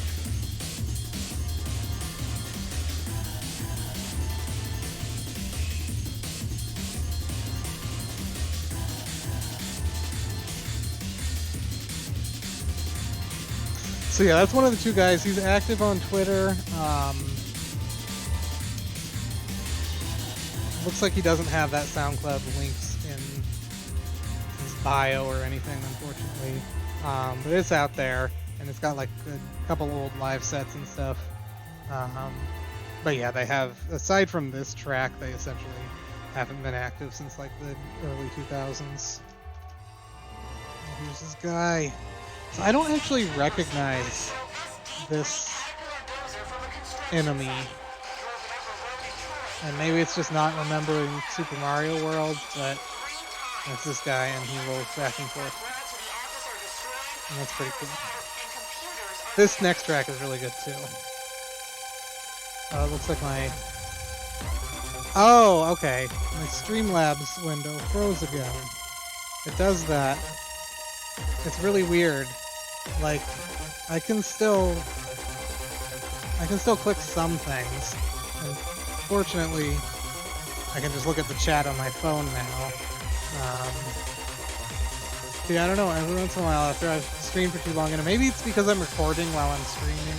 Maybe next time I should just test not recording, and I can just download the stream from Twitch afterwards. Maybe recording while I'm streaming is just too much for this computer. But yeah. Who is this enemy? Where is this enemy from? If you happen to know, Zoe.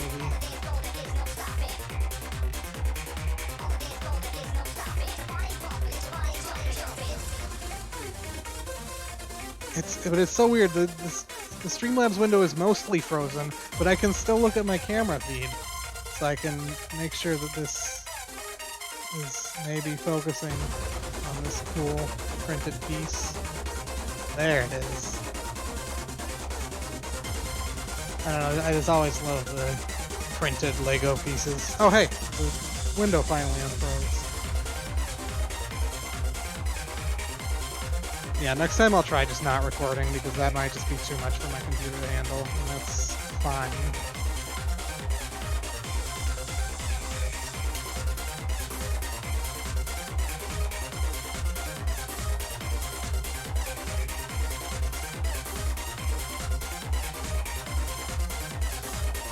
This is facing me, I want that there.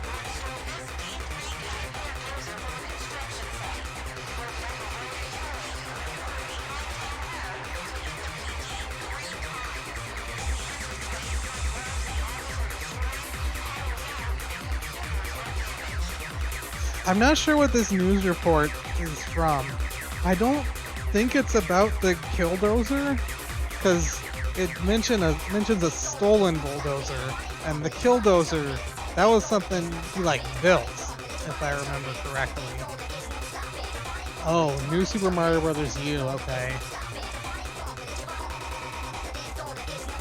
I love this little yellow pipe. I don't know. I just love little pieces of plastic. They're cool.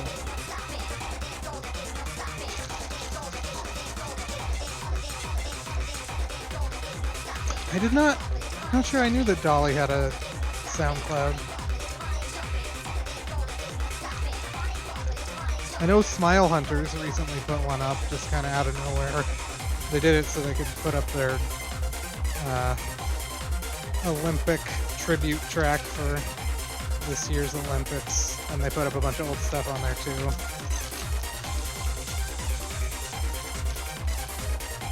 I need to get more in the habit of like tweeting in English about music, but I'm really bad at like knowing how much context to provide, and because if I'm just like, oh look, Smile Hunters put up a SoundCloud, you know, how many of my followers are going to be like, oh cool, versus how many are going to be like, who the fuck is the Smile Hunters? I'm not clicking this.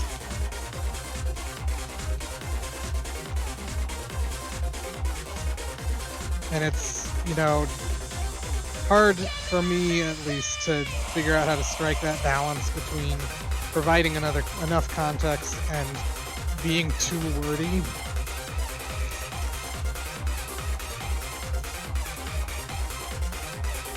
Because, like, you know, the first couple of streams of this I did, I had like 5 or 6 people coming, and that was great. But you know, I don't want to just be telling my close friends stuff they already know. I want to be able to reach people who, you know, maybe don't have as much knowledge and be able to provide that knowledge.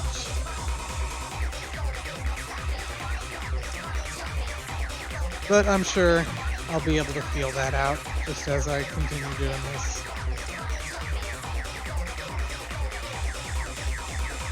You're exactly right, Zoe.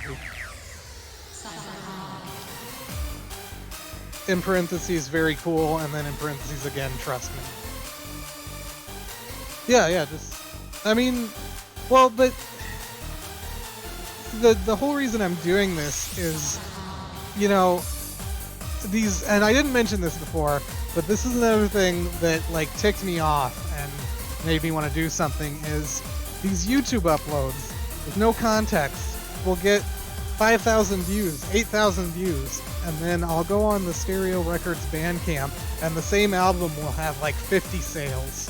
And so what I'm saying is, obviously there is an audience out there for this, and you know, these, I don't know what this demographic is that is subscribed to these YouTube channels and checking this stuff out and being like, whoa, this is really cool. But what I want is to reach that demographic and be able to be like, hey, if you're actually interested in this and want to learn more, come check this out too. And you can, like, have that context and background. And yeah. That track is really good. The Disco Anthem. That's off the chain, as they say in the biz. 環状7号線羽田方面目黒通り付近レーブパレードのため5キロの渋滞 But yeah, so what I want is to, you know, eventually build up this, like, I want to have people following me, or at least tangentially aware of this, who are, you know, in the mindset of, I like this and I want to know more about it, so that I can make tweets and do shows like this where I say, here's what this is, here's where it comes from, and that can get out to these people who don't have that information but want it, because they're obviously out there, and there's not really anyone doing that.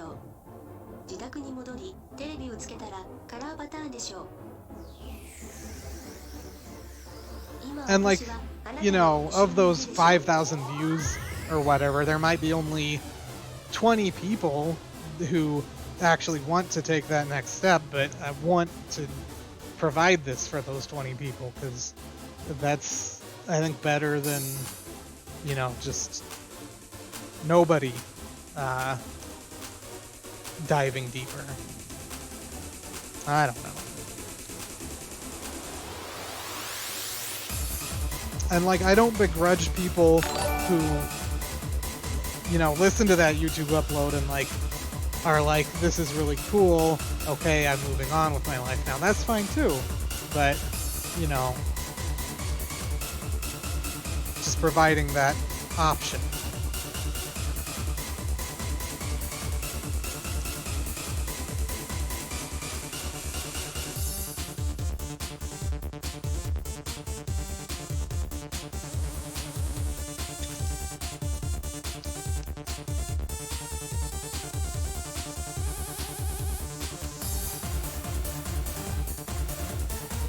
And yeah, and like the just for myself personally, where I have to kind of figure out how much I want to put into it, is like, I don't want to be aggressive about it. I don't want to be going out there and being like, you need to listen to this and you need to have this knowledge or you're a fake fan.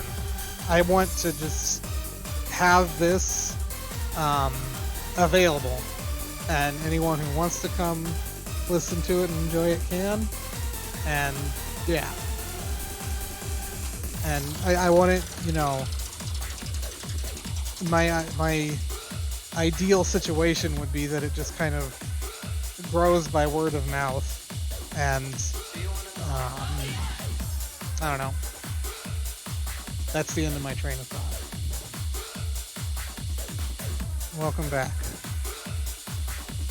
Dang, now I want some popcorn. Yeah, I am gonna be putting these. Oh, I see what you're saying. Yeah, the YouTube uploads. It's. I think it's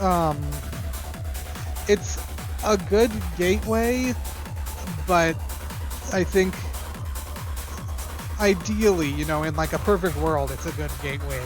But I think, at least for me, I feel like there are too many caveats and kind of downsides to that approach. Obviously, it's not gonna stop, and I don't expect it to stop, and I'm not gonna go after people like issuing takedowns. But yeah.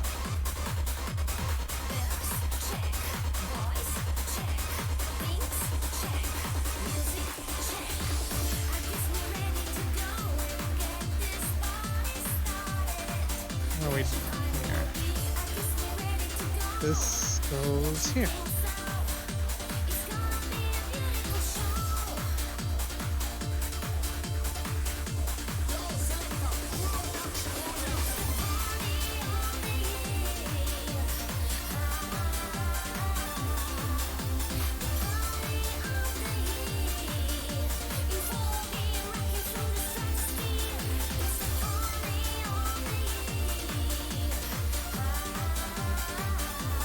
I don't know why, but I've never been huge on this track specifically.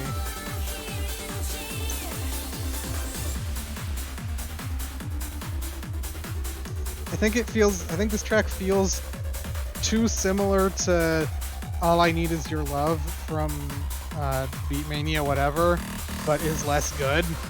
So it's like, why would I listen to this when I can listen to that?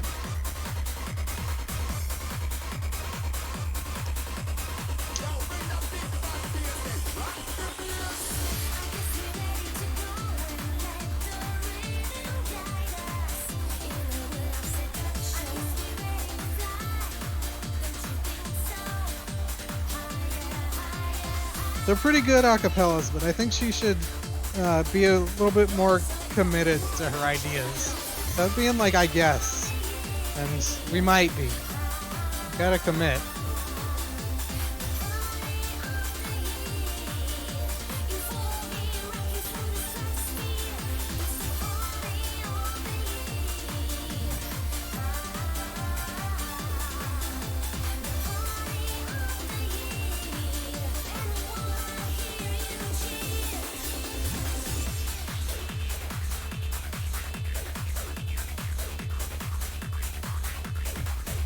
Yeah, I'm never surprised when that happens with the same vocal samples popping up.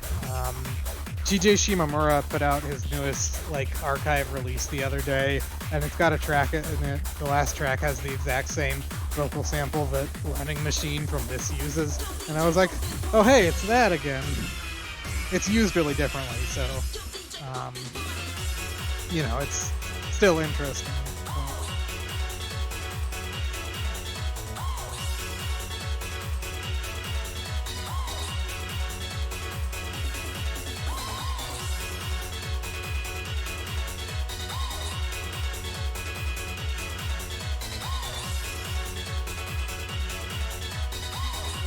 This is the D track, right? Yeah, this track is okay, but I've always been kind of on this one too. Just those two tracks, one after another. I don't know. I think in a compilation full of really interesting and kind of standout, unique tracks, these feel a little more generic. It's just my personal opinion, so. Not trying to yuck anyone's yum, but yeah.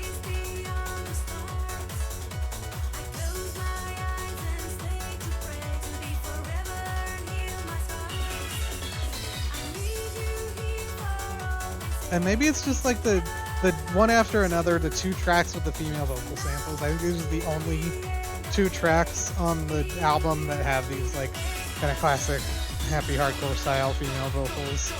And like, I'm not saying they don't fit. It's just like feels like a slightly different mood, and they're one after another. So.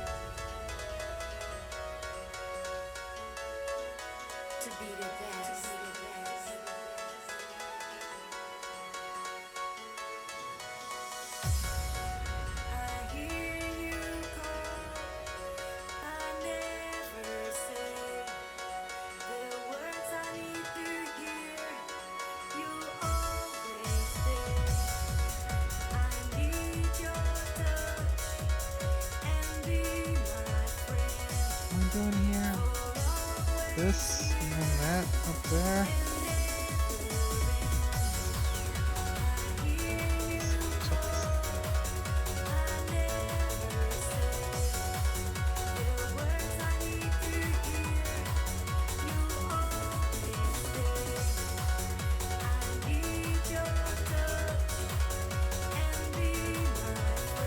Yeah, I appreciated that Shimamura put those releases up on the day of Nerdcore. I did, feel like they were a little expensive. And maybe he did that on purpose just because they were supposed to be like a special thing. Like a almost limited edition type concept. But yeah, I think different people have very different ideas about pricing for digital releases.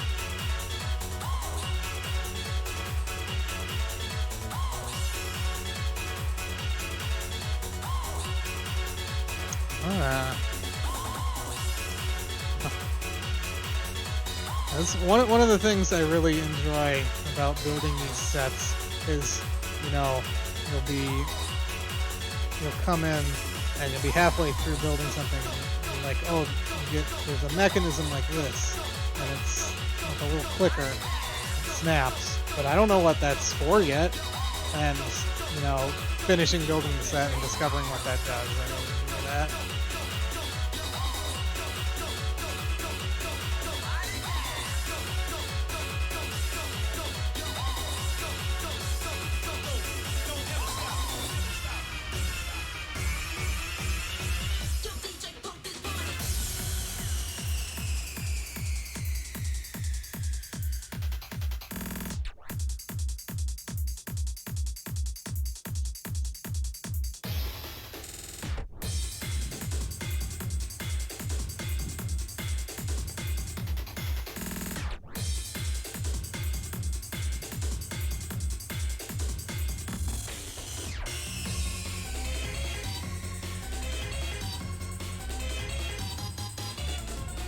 Yeah, I think those were only sold at M3 as far as I know.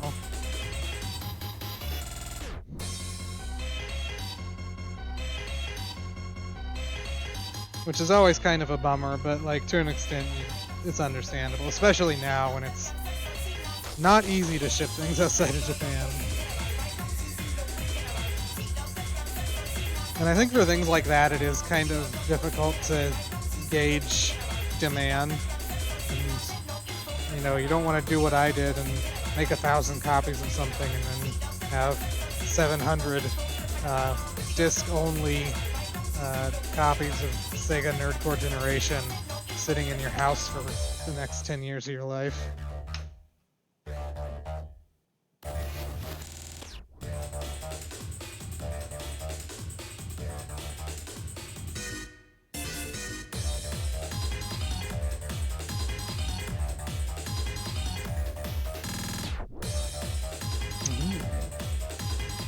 Wait a minute, did I screw something up? Oh, yeah, I did. That's just a small thing.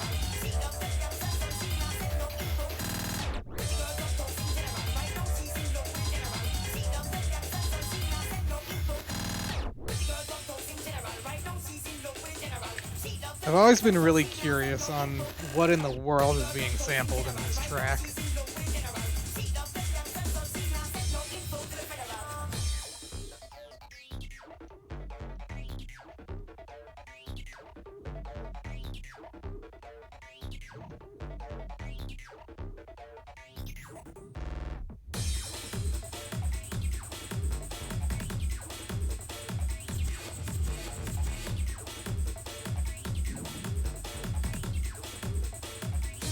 I think at the time when this came out, this felt like a really weird track for Sharpnel to make. It was like, you know, and obviously this is a concept compilation or a specific genre compilation, so of course he's going to do something a little different, but yeah, at the time it was like, what the hell is this?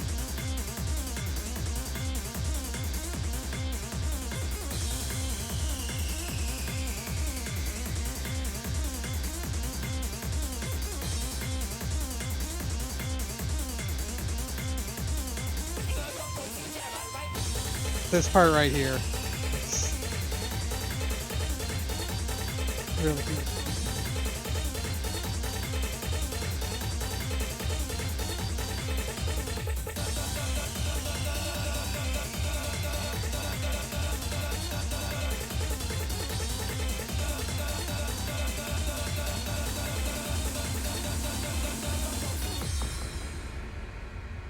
Oh yeah, the Sharpnel album that this was on. Yeah, that's, which one was that? Baseline Crisis?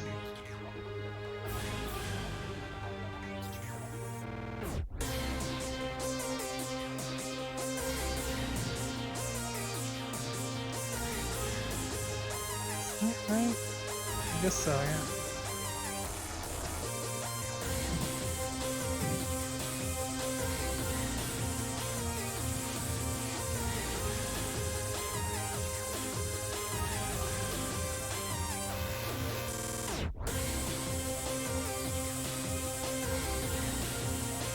Oh, okay. Yeah, that's right, that's right.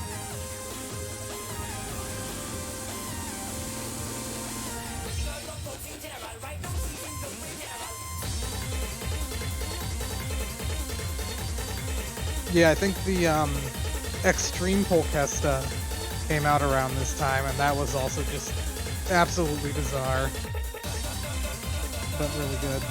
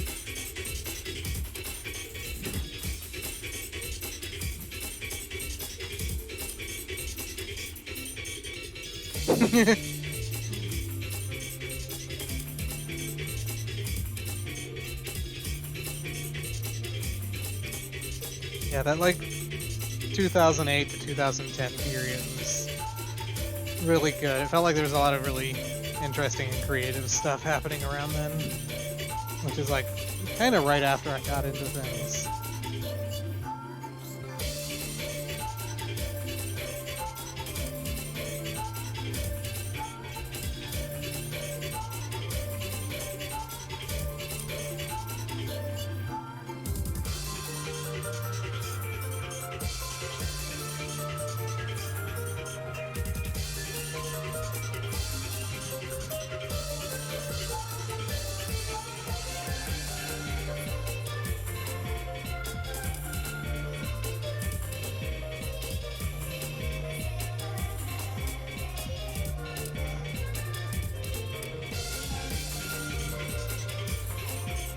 This is...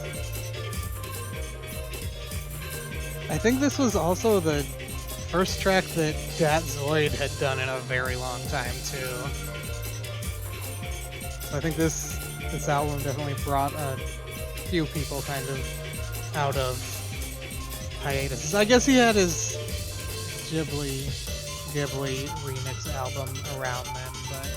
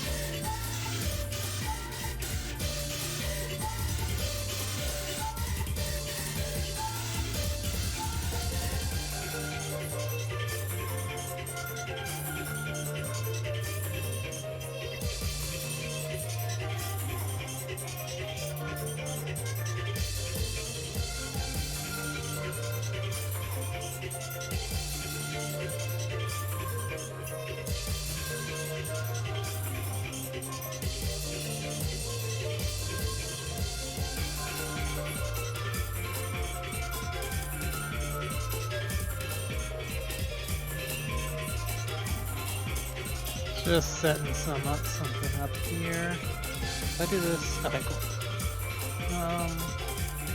Yeah, that's fine.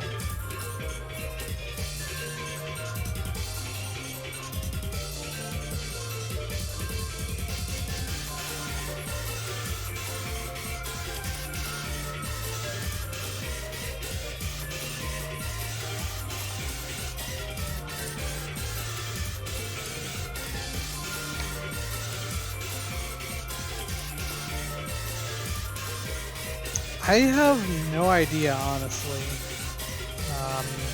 He's on Twitter, so you could ask him.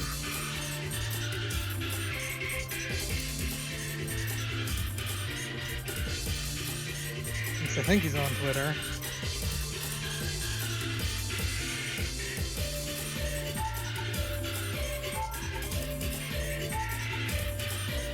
Yeah. When did is he active? Oh, he hasn't tweeted since January 2019. Never mind. Oh no. Well, is it actually frozen, or have I just not been doing anything? Because I was distracted for a minute doing something really important.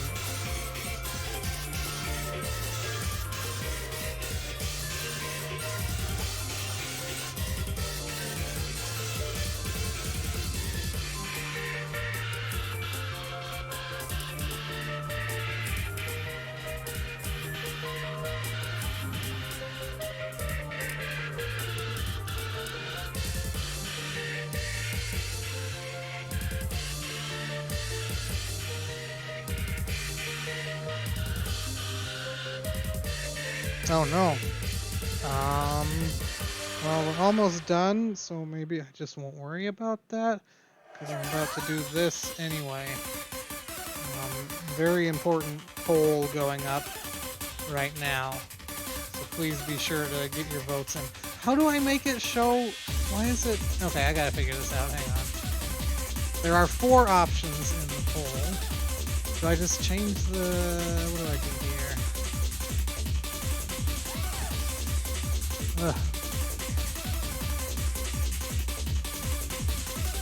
There is a 4th option, but you can't see it. I'm sorry.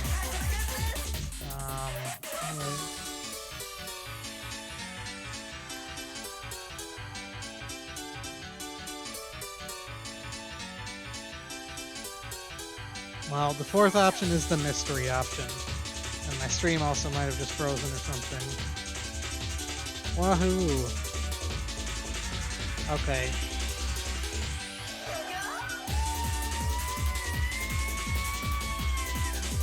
Alright, next time no recording and streaming at the same time. I don't even know if anyone could hear me at this point. Just wanted to do a funny joke. I don't want to ruin my whole stream. Well, my OBS window is just frozen now, so I'm just gonna give it a minute to shape itself up here.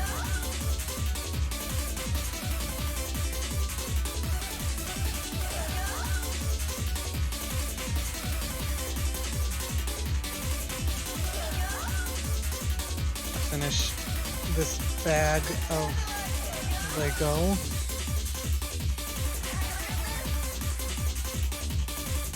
So wait, can you?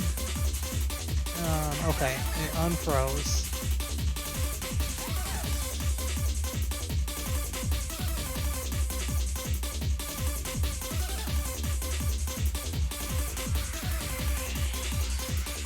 Properties.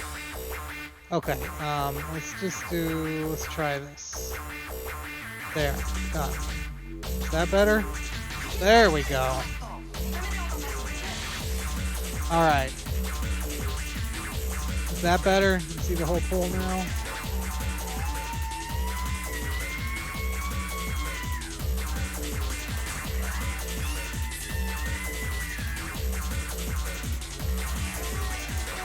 That's okay. I mean, it was screwing stuff up on my end, too.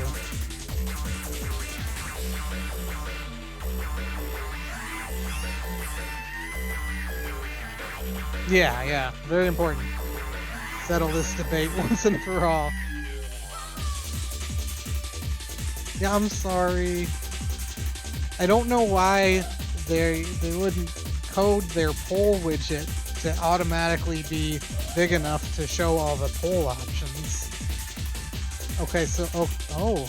Wait, so you can change your vote? Oh. So you can't vote for the same thing twice. But if you I'm gonna test that out real quick. I do this, and then change to 4. Yeah, okay, so you can change your vote. You can't vote for the same thing twice, but you can change your vote. And it looks like we have a definitive answer that it's pronounced Matu.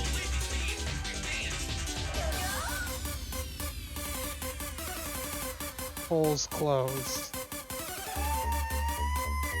Thank you for helping settle this debate.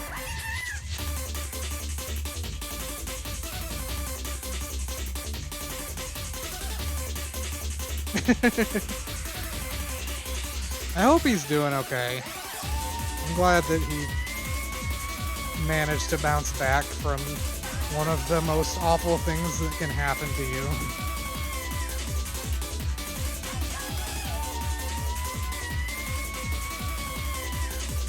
Okay, so let me... So I just finished the bag I was working on. I'm not going to do any more because this album is about to end. Unfortunately, we didn't finish this set, so there's just kind of the unfinished main part here.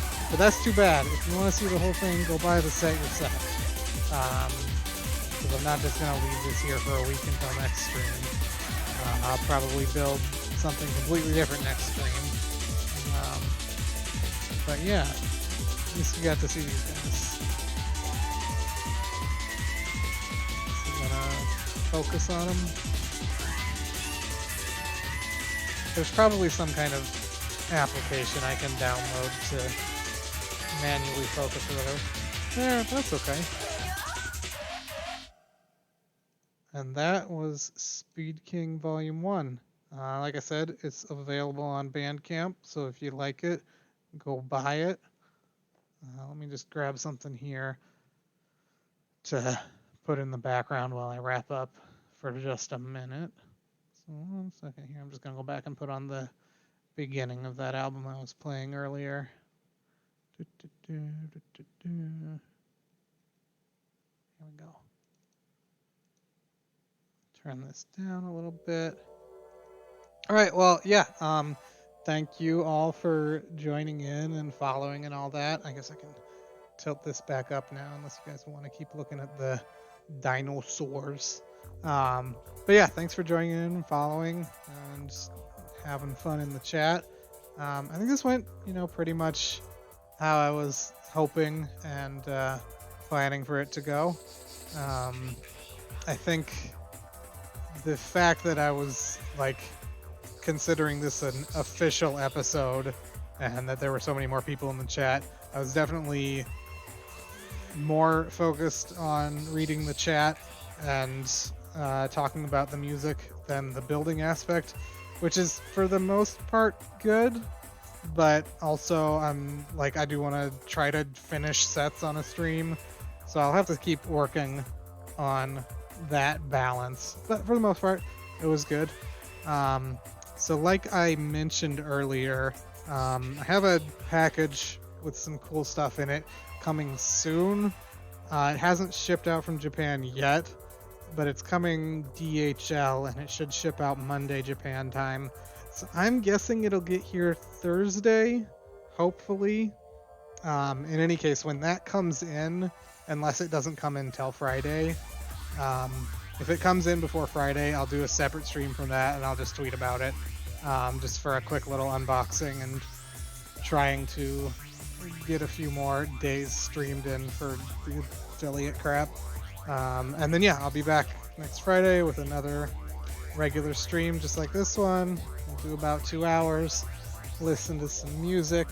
I probably will, unless for some reason my DHL package doesn't get here till after Friday, I probably will showcase one of the things from that during the stream. But yeah, we'll have some continued choices of what to build, yada yada yada. My intro spiel won't last 20 minutes next time.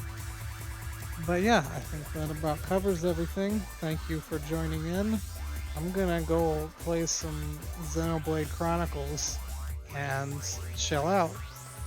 See ya later.